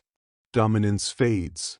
When attention shifts, the chapter emphasizes that emotional release does not mean reopening wounds. It means allowing them to heal. Healing requires air. Secrecy traps emotion. Acknowledgement frees it. The book encourages speaking truth internally, naming loss, naming disappointment, naming confusion. Names reduce intensity. Unspoken emotion grows louder. Spoken emotion softens. The chapter explains that letting go without closure creates space. Space for new meaning. Meaning does not replace loss. It coexists. This coexistence feels balanced. Balance reduces emotional swings. The book explains that unresolved endings can coexist with peace. Peace does not require resolution. It requires acceptance of reality. This acceptance feels empowering because it removes dependency. You no longer wait. You choose to move forward. The chapter emphasizes that letting go is an act of courage because it accepts uncertainty. Certainty feels safer, but life rarely provides it. Choosing peace over answers is a strength. The book reassures that releasing without closure does not close the heart. It opens it, because holding on to pain hardens defenses. Release softens them. Softness allows connection. Connection restores meaning. The chapter closes by reminding us that not every ending needs explanation. Some endings teach acceptance. Some teach resilience. Some teach release. And learning to let go without closure is not weakness. It is emotional freedom. In the next chapter, we will explore how rebuilding begins, not by replacing what was lost, but by redefining who you are. After release. Chapter 10. Redefining strength. Strength is not control. This idea challenges what many people believe, because strength is often linked to dominance, to certainty, to endurance. But the book reframes this. True strength looks different after change, especially after loss, after disruption, after uncertainty. Strength is not forcing outcomes. Strength is adapting. When outcomes change, this chapter reframes resilience. Resilience is often misunderstood. It is not pushing through pain without feeling it. It is not pretending everything is fine. It is not staying the same under pressure. The book explains that real strength allows flexibility. Flexibility is not weakness. It is responsiveness. When life shifts, strength shifts too. Rigid strength breaks. Flexible strength bends. Bending prevents collapse. The chapter explains that control feels comforting. Control gives structure. But control is limited. Life regularly disrupts control. When strength is defined as control, loss feels like failure. But loss is not failure. It is part of life. Redefining strength prevents unnecessary shame. The book explains that strength includes acknowledging limits. Limits clarify reality. Ignoring limits creates exhaustion. Honoring limits preserves energy. Energy supports resilience. The chapter challenges the idea that strength means independence. Humans are relational. Needing support is not weakness. It is biological. The book highlights that strong people ask for help, not because they cannot cope, but because they understand Connection sustains resilience. Isolation increases strain. Connection reduces it. Strength includes knowing when to lean. The chapter explains that emotional strength includes allowing emotion. Suppressing emotion drains energy. Allowing emotion releases tension. Release supports regulation. Regulation improves response. The book reframes emotional expression. Crying is not collapse. Fear is not failure. Grief is not weakness. They are signals. Signals guide adaptation. Ignoring signals leads to breakdown. Listening to them supports strength. The chapter discusses that strength includes patience. Patience is difficult during uncertainty, but rushing clarity creates mistakes. Strength tolerates ambiguity. It holds space for not knowing. This tolerance prevents panic. Panic narrows thinking. Strength widens perspective. The book explains that resilience grows through acceptance. Acceptance does not mean giving up. It means acknowledging reality. Fighting reality wastes energy. Working with reality conserves it. Conserved energy supports adaptation. The chapter emphasizes that strength is internal alignment. Alignment between values and actions. When alignment exists, choices feel clearer. When alignment breaks, stress increases. Strength restores alignment. After disruption, this restoration takes time. Time requires patience. Patience is strength. The book explains that strong people adjust expectations. They release outdated goals. Holding old expectations creates frustration. Adjusting expectations creates relief. Relief supports resilience. The chapter explains that strength involves self-compassion. Harsh self-judgment weakens resilience. Compassion sustains effort. Effort without compassion leads to burnout. Burnout reduces adaptability. Strength avoids burnout. The book reframes toughness.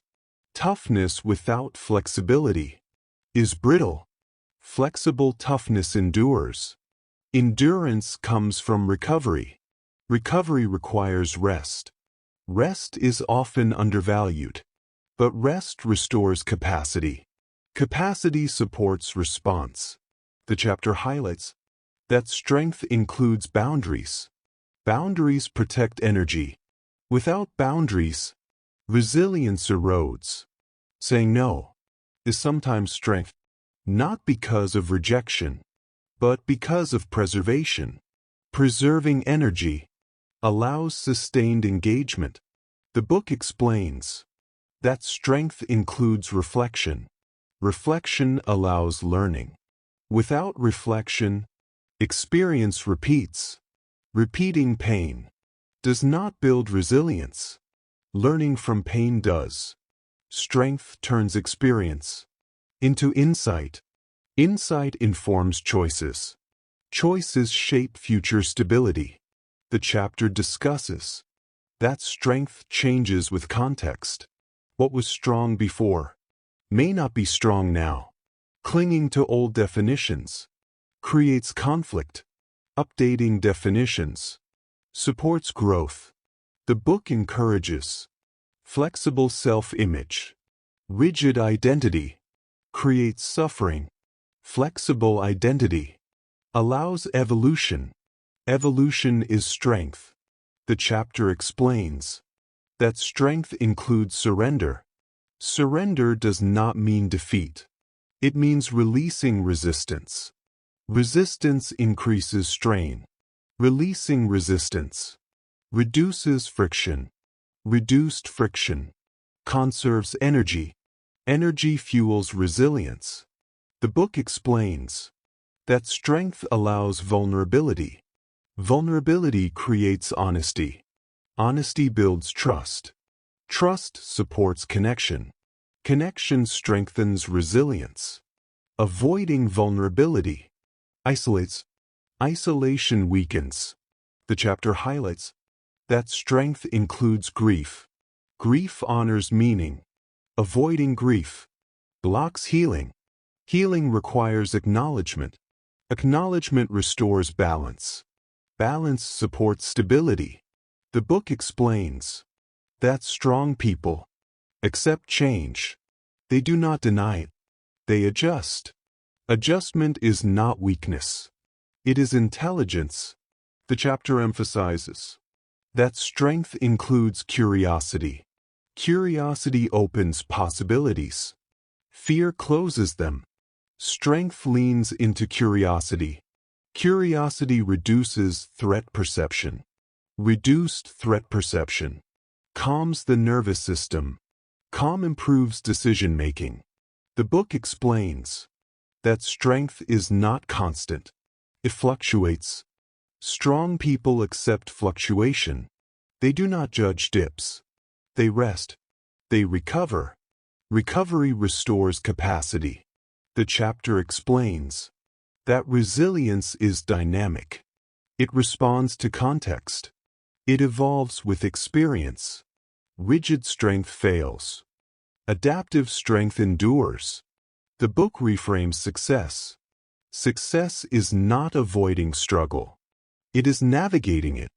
Navigation requires awareness. Awareness supports choice. Choice reflects strength. The chapter highlights that strength includes meaning-making. Finding meaning does not remove pain, but it contextualizes it.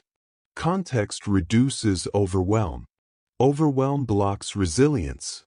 Meaning supports endurance. The book explains that strength after change looks quieter, less dramatic, less visible, but more stable. This quiet strength is sustainable. It does not depend on control. It depends on alignment. Alignment restores trust. Trust in self. Trust in adaptation. The chapter closes by reminding us that redefining strength changes how we respond. Instead of forcing certainty, we allow flexibility. Instead of controlling outcomes, we regulate responses. The shift builds resilience. In the next chapter, we will explore how rebuilding begins, not through dramatic transformation, but through small, intentional steps that restore direction. After change, Chapter 11, the skills change teaches. Change builds skills. Success never does. This idea feels uncomfortable because success feels rewarding. It feels validating. It feels safe. But safety rarely teaches. This chapter highlights hidden growth. Growth that happens only through disruption, only through uncertainty, only through loss of control. Success confirms what already works. Change forces learning. Learning happens when familiar methods fail, when effort no longer produces results, when plans stop working. This is where skills develop. Not visible skills. Internal skills. Skills that reshape identity. The book explains that change teaches tolerance. Tolerance for discomfort. Success avoids discomfort. Change requires it. Learning to sit with uncertainty is a skill, a difficult one, because uncertainty triggers fear.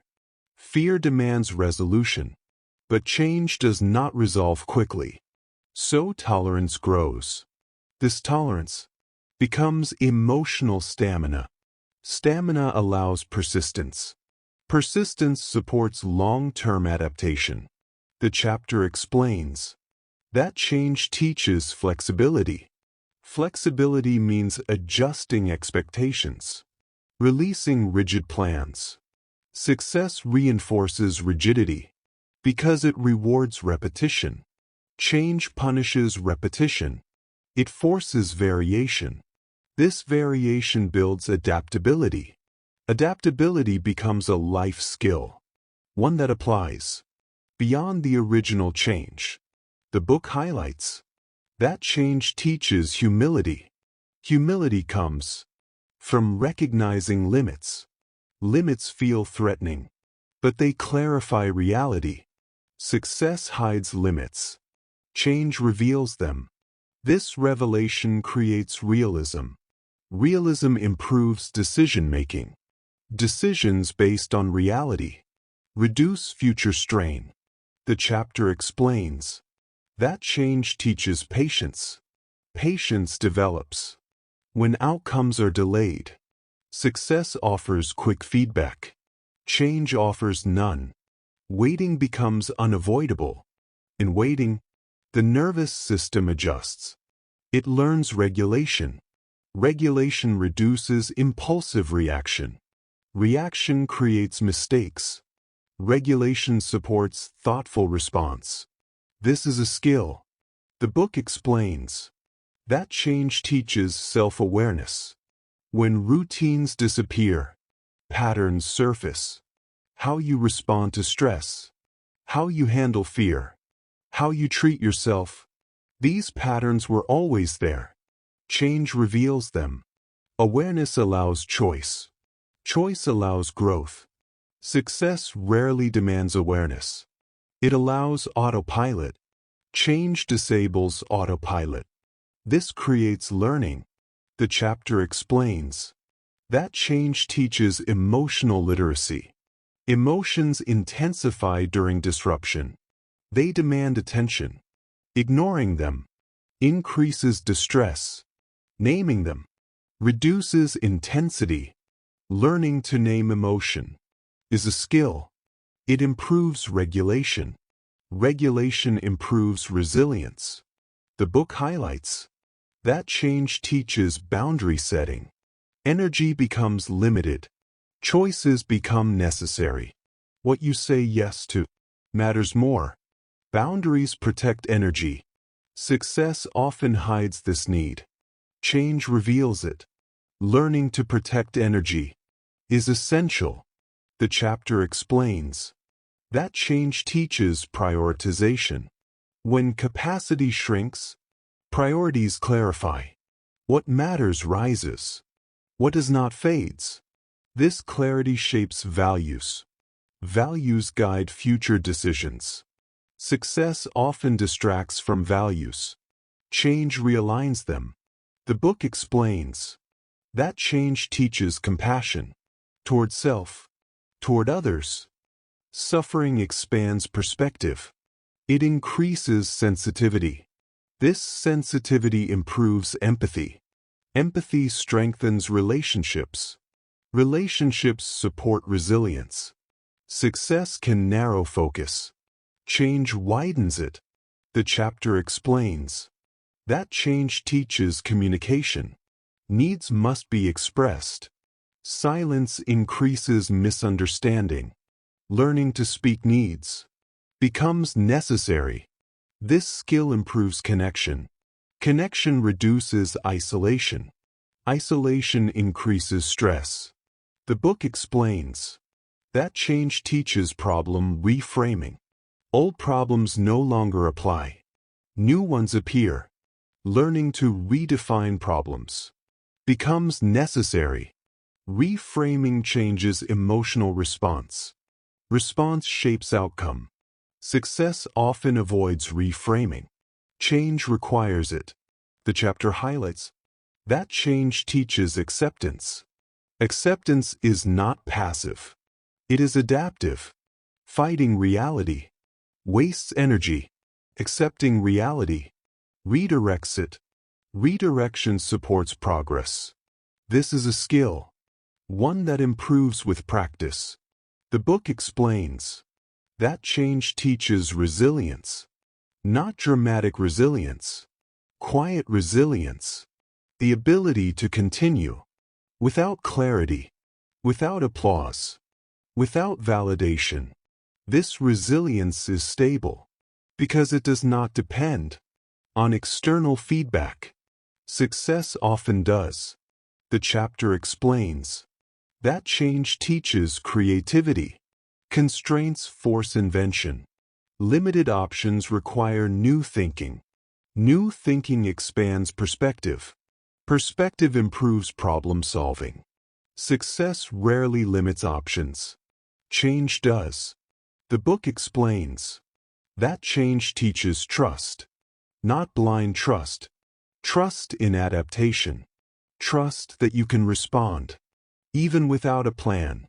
This trust builds confidence. Confidence from experience, not from outcome. The chapter explains that change teaches self-leadership. When external structures disappear, internal guidance develops. You learn to check in, to listen, to choose intentionally. This internal leadership creates stability.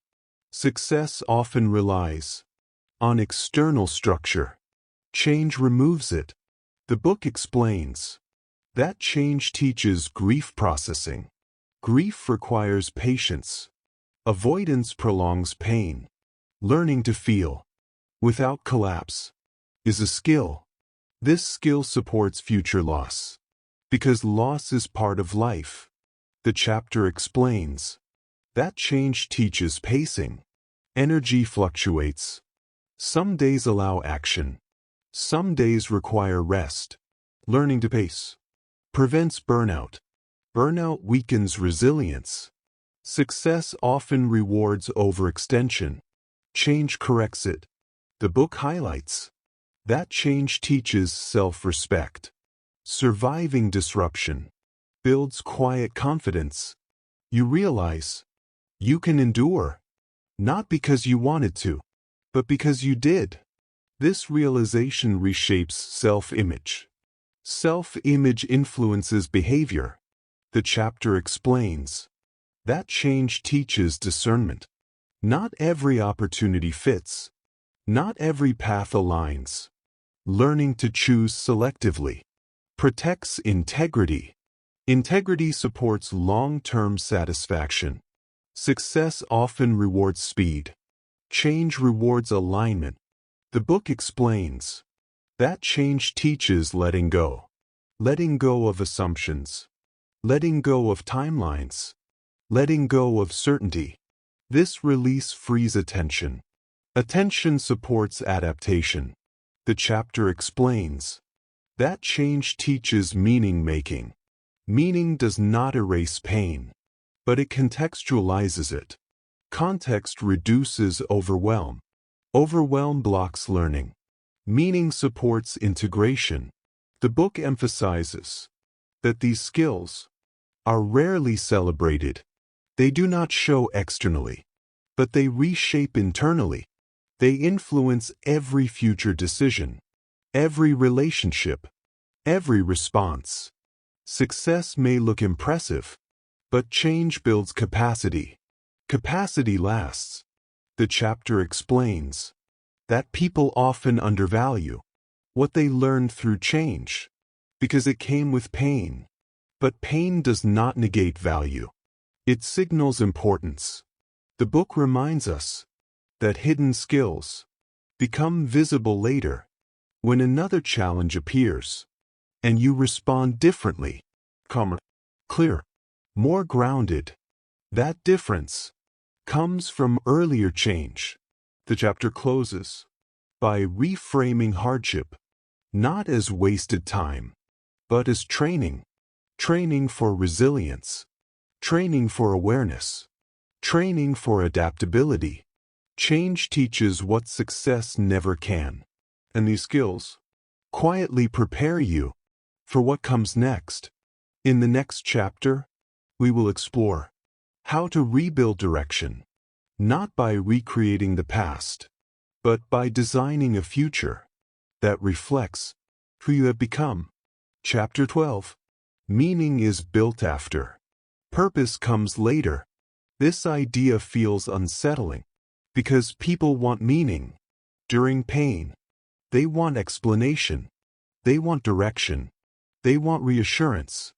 But the book explains that meaning rarely appears in the middle of loss. It appears after the shock, after the confusion, after the release. This chapter explains reconstruction after loss. Loss removes structure. It removes plans. It removes identity. It removes direction. Meaning cannot grow in unstable ground. It needs space. That space forms only after acceptance. Acceptance comes before purpose. This order matters. Many people try to extract meaning too early.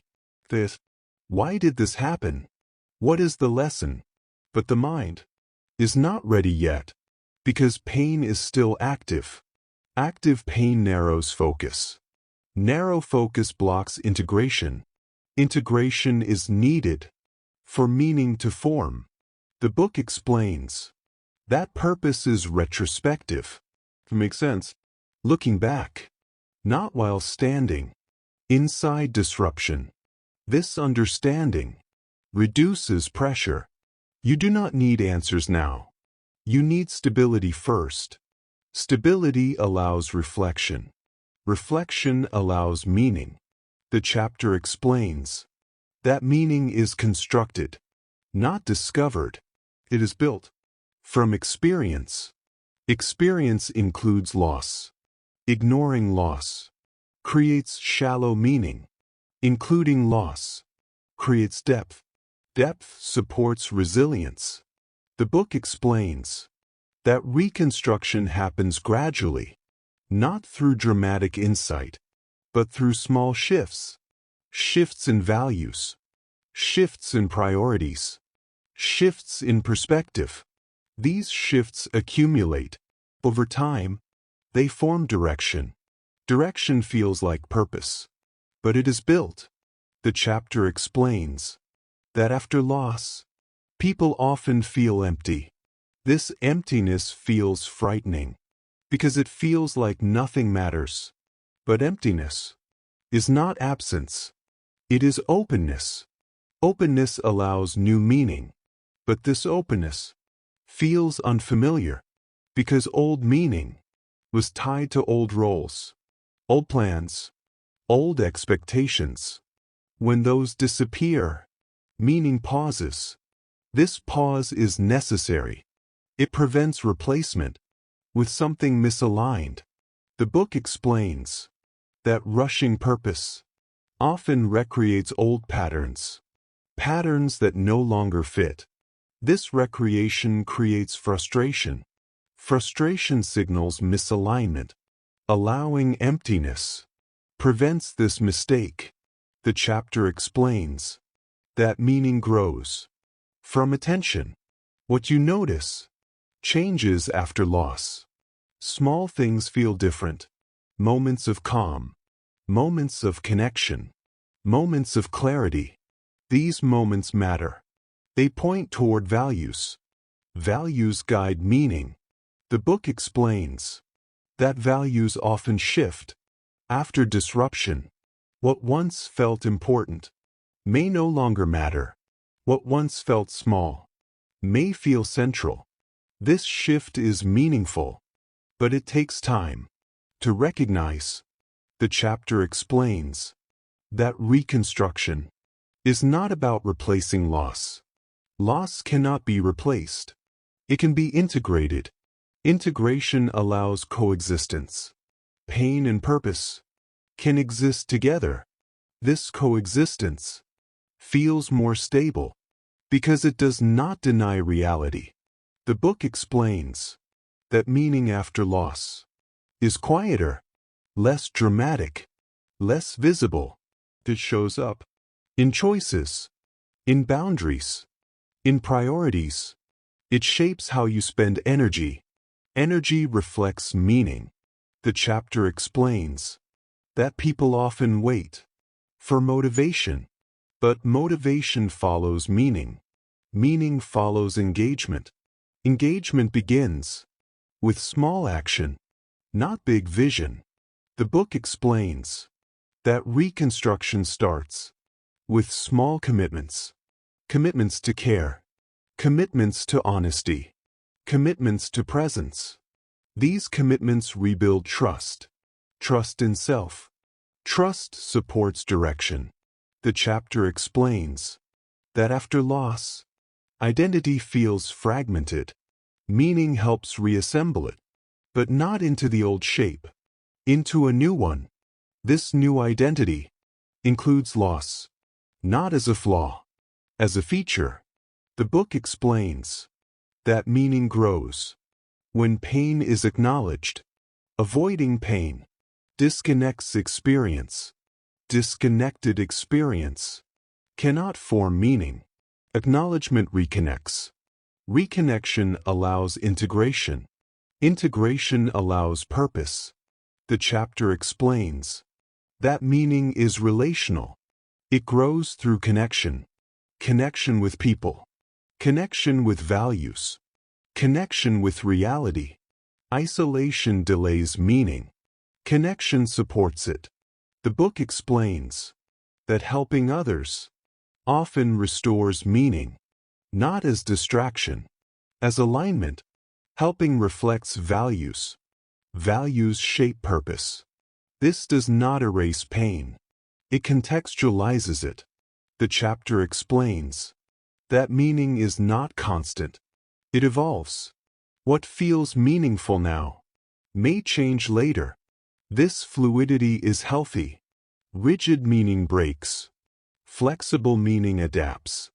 The book explains that reconstruction involves letting go of previous definitions of success. Success before loss may no longer fit. Holding old definitions creates dissatisfaction. Updating definitions restores alignment. Alignment supports meaning. The chapter explains that meaning after loss often centers on presence. Being here. Being honest. Being attentive. Not chasing future validation. Not proving worth. Loss disrupts proving. It exposes what matters. The book explains that purpose becomes internal, less dependent on external outcomes. This internalization creates stability because external conditions change. Internal values endure.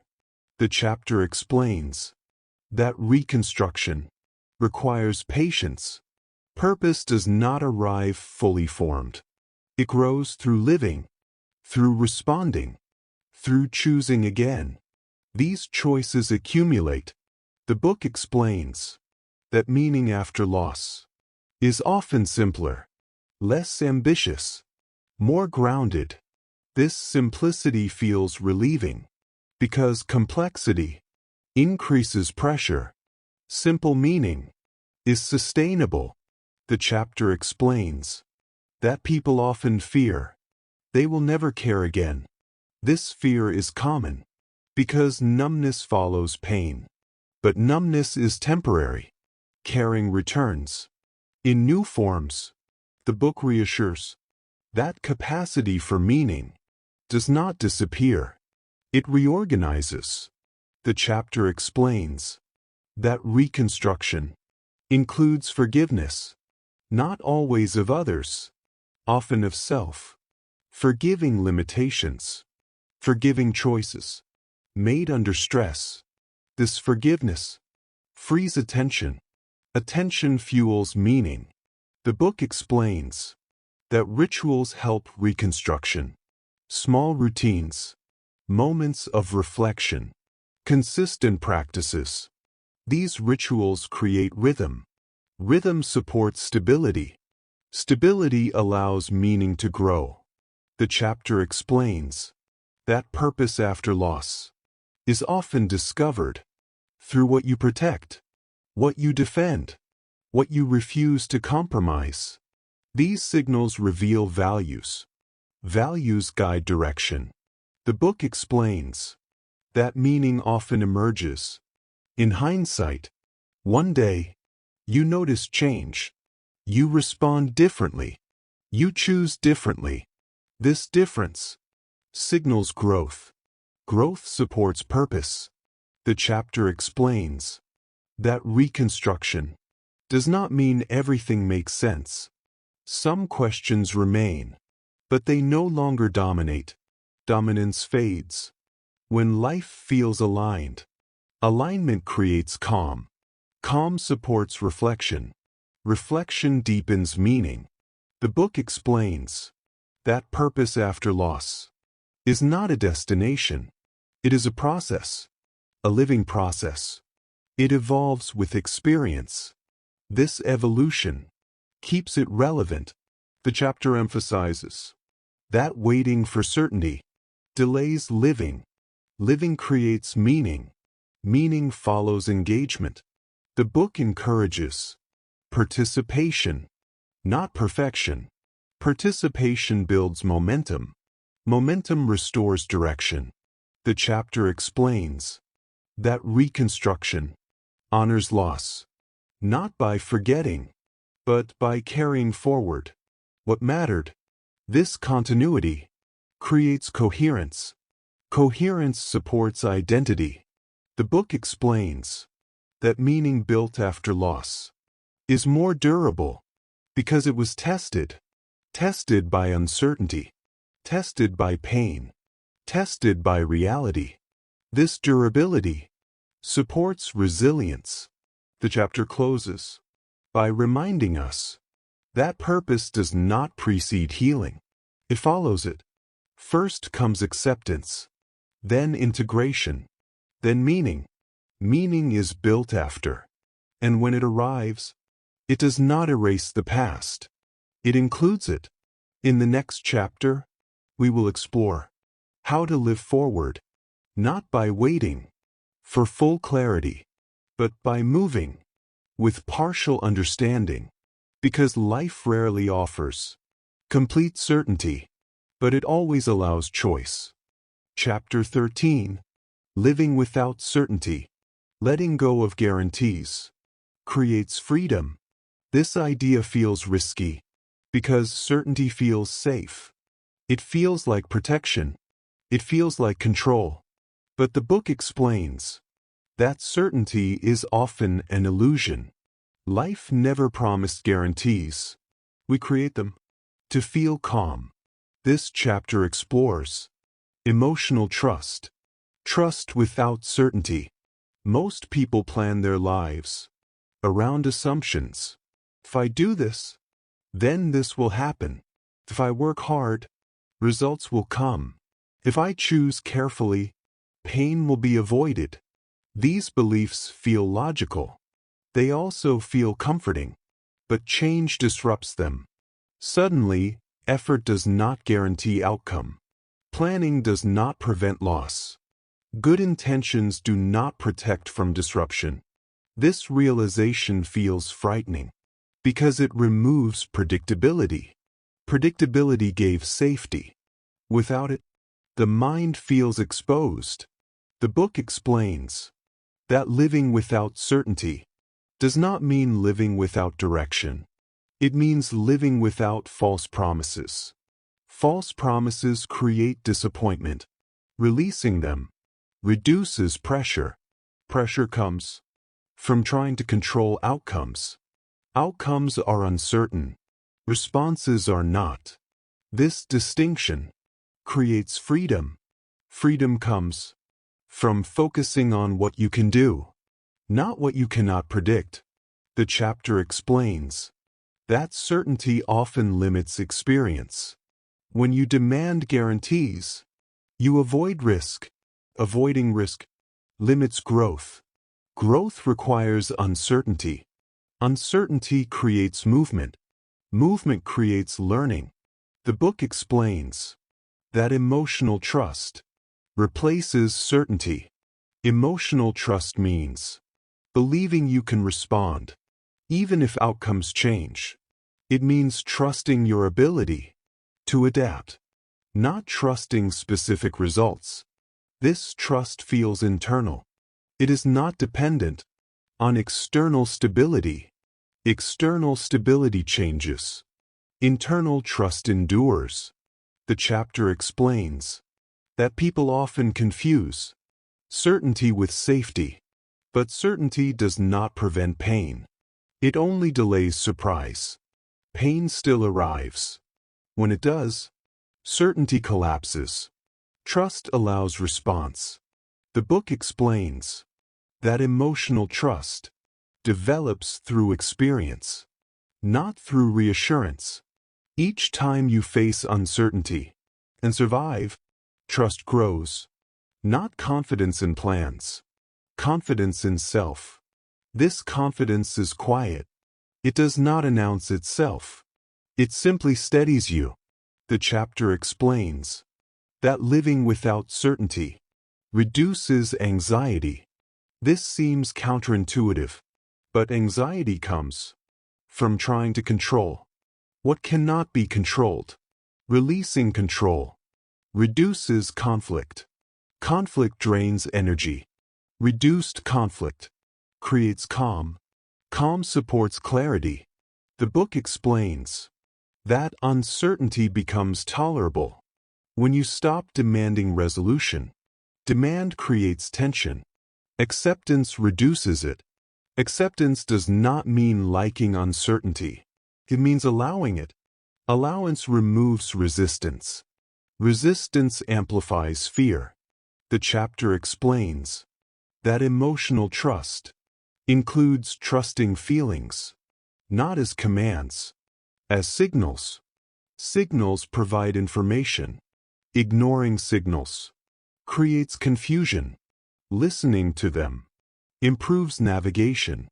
The book explains that living without certainty requires present focus. Future guarantees pull attention forward. Present focus grounds it. Grounding stabilizes emotion. Stability supports response. The chapter explains that uncertainty reveals values. When outcomes are unclear, values guide choice. Values are internal. They do not change with circumstances. Living by values creates consistency. Consistency replaces certainty. The book explains that people often seek certainty to avoid responsibility. If outcomes are guaranteed, choices feel safer. Without certainty, choice becomes active. Active choice requires courage. Courage is not confidence. It is action. Without assurance, this is emotional trust. The chapter explains that uncertainty creates vulnerability. Vulnerability feels risky, but it also creates authenticity. Pretending certainty creates disconnection. Acknowledging uncertainty creates honesty. Honesty builds trust. Trust strengthens connection.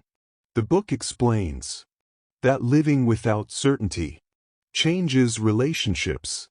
Expectations soften. Control decreases. Listening increases. This shift improves connection because people are not projects. They are unpredictable. Accepting this reduces disappointment. The chapter explains that emotional trust includes trusting time. Not that time fixes everything, but that understanding evolves. What feels unclear now may make sense later. Demanding clarity now creates frustration. Allowing time creates space. Space supports integration. The book explains that uncertainty is not the enemy. Resistance is. When you stop fighting uncertainty, it loses power. Power comes from attention. Attention amplifies fear. Redirecting attention reduces it. The chapter explains that emotional trust includes trusting limits. You do not need to know everything. You do not need to predict everything. Knowing limits reduces pressure. Pressure creates strain. Reduce strain improves resilience. The book explains that living without certainty does not remove planning. It changes planning. Plans become flexible. They adjust. They respond. Rigid plans break. Flexible plans adapt. Adaptation is strength. The chapter explains that uncertainty creates openness. Openness allows possibility. Certainty narrows options. Narrow options limit growth. Open options create creativity. The book explains that emotional trust is built through self-honesty, admitting fear, admitting doubt, admitting not knowing. These admissions reduce internal conflict. Conflict drains energy. Energy supports response. The chapter explains that many people fear they will feel lost without certainty. But the book reframes this. You are not lost. You are navigating. Navigation does not require a map. It requires attention. Attention to feedback. Feedback guides adjustment. The book explains that emotional trust includes trusting intuition, not as prediction, as guidance. Intuition reflects experience. Experience informs choice. Ignoring intuition creates misalignment. Listening to it supports direction. The chapter explains that uncertainty creates humility. Humility reduces pressure. Pressure comes from needing to be right. Uncertainty accepts possibility of being wrong. This acceptance frees learning. Learning improves adaptation. The book explains that emotional trust includes trusting recovery. Even if things go wrong, even if pain returns, you can recover. Recovery is not avoidance. It is response. This belief reduces fear of risk. The chapter explains that living without certainty allows presence. Presence improves experience. When you stop waiting for guarantees, you engage now. Engagement creates meaning. Meaning supports resilience. The book explains that uncertainty is the natural state of life. Certainty is constructed. Living aligned with reality reduces friction. Friction creates stress. Reduced friction creates ease. The chapter explains that emotional trust does not eliminate fear. It coexists with it. Fear does not need to disappear. It needs regulation. Regulation comes from trust in response. The book explains that uncertainty invites curiosity. Curiosity reduces threat. Threat perception activates defense. Defense limits openness. Curiosity expands it. The chapter explains that living without certainty creates freedom. Freedom from rigid timelines. Freedom from fixed outcomes. Freedom from false guarantees. This freedom feels lighter, not because life is easy, but because resistance is lower. The book explains that emotional trust is choosing to move forward without full visibility. Visibility often arrives after movement. Waiting for clarity delays life. Moving creates clarity. The chapter explains that uncertainty requires courage, not dramatic courage, quiet courage, the courage to show up, to decide, to adapt. This courage becomes habit.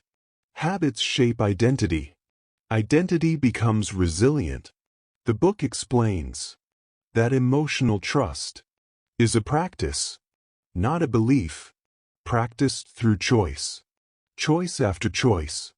Each time uncertainty appears, you respond. Each response builds trust. The chapter explains that living without certainty changes your relationship with fear. Fear becomes information, not instruction. Information can be used. Instruction demands obedience. The shift creates agency. The book explains that agency replaces certainty. Agency feels empowering because it returns control to response, not outcome. The chapter closes by reminding us that certainty was never guaranteed, but capability always existed. Living without certainty does not mean living without hope. It means hoping differently, not for specific outcomes, but for adaptability, for growth, for response. In the final chapter, we will explore how to move forward, not by waiting for confidence, but by choosing motion. Because life moves forward, even without guarantees. Chapter 14. Becoming someone new. The person you become may surprise you. This final chapter closes with calm acceptance, not excitement, not dramatic transformation, but quiet recognition. Recognition of who you are now. Change does not announce who you will become. It reveals it slowly, through response, through choice, through endurance. By the time you notice, you are already different. This chapter focuses on becoming, not becoming better, not becoming stronger, just becoming someone new. The book explains that transformation is rarely intentional. People do not wake up deciding to change completely. Change happens through necessity, through adaptation, through surviving what you did not choose. Becoming someone new is not about reinvention. It is about integration. Integrating what happened, integrating what was lost, integrating what was learned. This integration reshapes identity. Identity is not fixed. It evolves. But most people resist this idea because identity feels like safety. Losing identity feels like losing ground. But the book explains that identity is responsive. It adapts to reality. Clinging to old identity creates conflict. Allowing identity to change creates peace. Peace does not come from certainty. It comes from alignment. Alignment between who you are and how you live. The chapter explains that becoming someone new often feels unfamiliar. You may notice your reactions have changed. Things that once mattered no longer hold power. Things you once ignored now feel important. This shift can feel confusing because familiarity disappears. But unfamiliar does not mean wrong. It means growth. The book explains that people often expect transformation to feel empowering, but it often feels subtle, quieter, less defined. You do not feel victorious. You feel steadier. This steadiness is a sign of integration. Integration means the experience no longer dominates. It becomes part of you, not all of you. The chapter explains that becoming someone new does not erase the past. The past remains, but it no longer defines every choice. Definition loosens. Flexibility appears. Flexibility allows movement. Movement creates life. The book explains that acceptance is not resignation. It is acknowledgement. Acknowledging what happened. Acknowledging what changed. Acknowledging what remains. This acknowledgement reduces internal struggle. Struggle comes from wishing reality were different. Acceptance works with reality. This cooperation creates calm. The chapter explains that calm does not mean happiness. It means stability. Stability allows presence. Presence allows engagement. Engagement restores meaning. The book explains that becoming someone new often includes grieving the old self, not just roles, but expectations, dreams that no longer fit, versions of yourself that made sense before. This grief is valid because identity held meaning. Releasing it takes time. The chapter explains that people often rush acceptance. They want closure. They want to move on. But acceptance grows gradually. It settles. It does not arrive suddenly. The book explains that becoming someone new means redefining normal. Old normal no longer applies. Waiting for it to return creates frustration. Creating a new normal restores stability. This new normal is quieter, less dramatic, but more honest. The chapter explains that honesty increases, not just with others, with yourself. You notice what you can tolerate, what you cannot, what you value, what you release. This clarity feels grounding. Grounding supports resilience. The book explains that becoming someone new often surprises others. They may not recognize you. They may comment that you have changed. This can feel uncomfortable because change disrupts expectations. But expectations belong to others.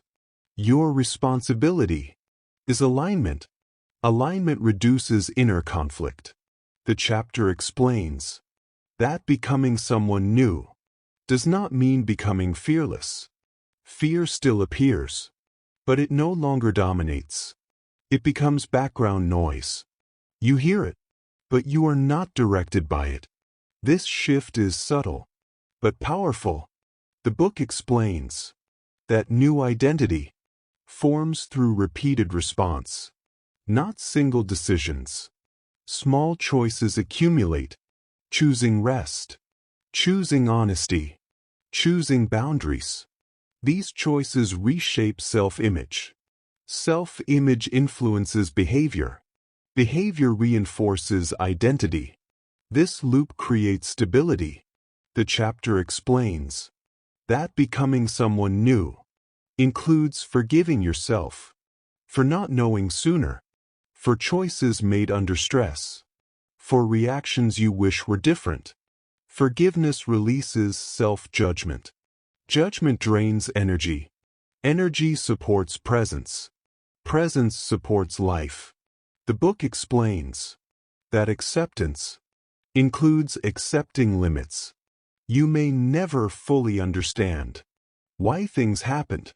You may never receive explanation, and that is acceptable. Acceptance does not require answers. It requires peace with uncertainty. The chapter explains that becoming someone new creates humility. You realize how little control existed. This realization does not weaken you. It grounds you. Grounding reduces pressure.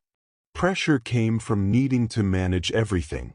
Releasing this need creates space. The book explains that this space allows gentleness toward yourself, toward others. Gentleness was often missing before because life demanded performance. Now it invites presence. The chapter explains that becoming someone new changes how you define success. Success becomes sustainability, not achievement, not recognition. Sustainability means you can continue without depletion, without denial. This definition feels realistic because life is ongoing. The book explains that identity after change is less performative. You do not need to prove resilience. You live it quietly. Quiet resilience is durable because it does not depend on validation. The chapter explains that becoming someone new includes letting go of urgency. Urgency came from trying to fix everything. Now there is patience. Patience allows timing. Timing improves outcome. The book explains that acceptance does not freeze growth. It enables it. When resistance ends, energy flows. This flow supports evolution. Evolution feels natural, not forced. The chapter explains that becoming someone new often includes redefining relationships. Some connections deepen, some fade. This is not failure. It is alignment. Aligned relationships support growth. Misaligned ones create strain.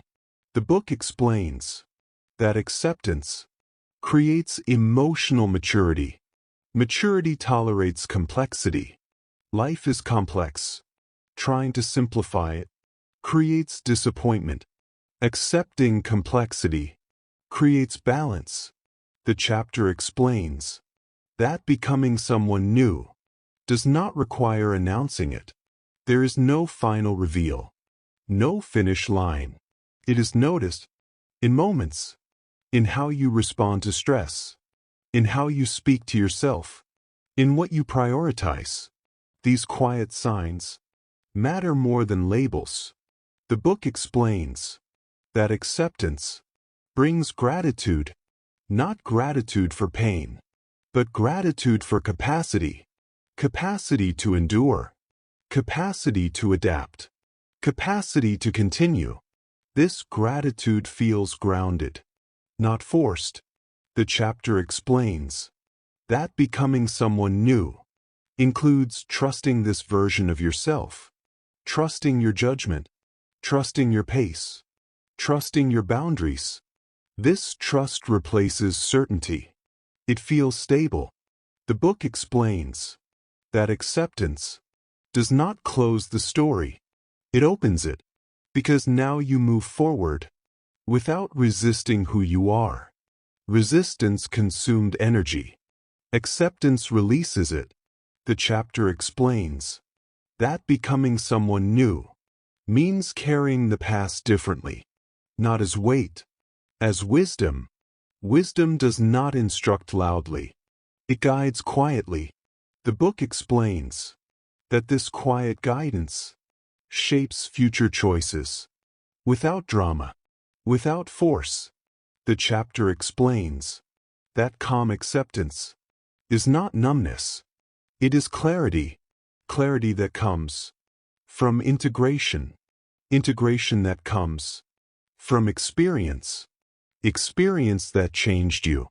The book closes by reminding us that you did not choose to become this person, but you became them anyway, through response, through survival, through reflection. And this person is capable, capable of adapting, capable of meaning, capable of calm. Becoming someone new was not the goal, but it was the result. And in this acceptance, life continues, not as it was, but as it is, and that is enough. Outro of this book. Change did not ruin your life. It interrupted a story that no longer fit you. And sometimes, the person you become is more important than the plan you lost.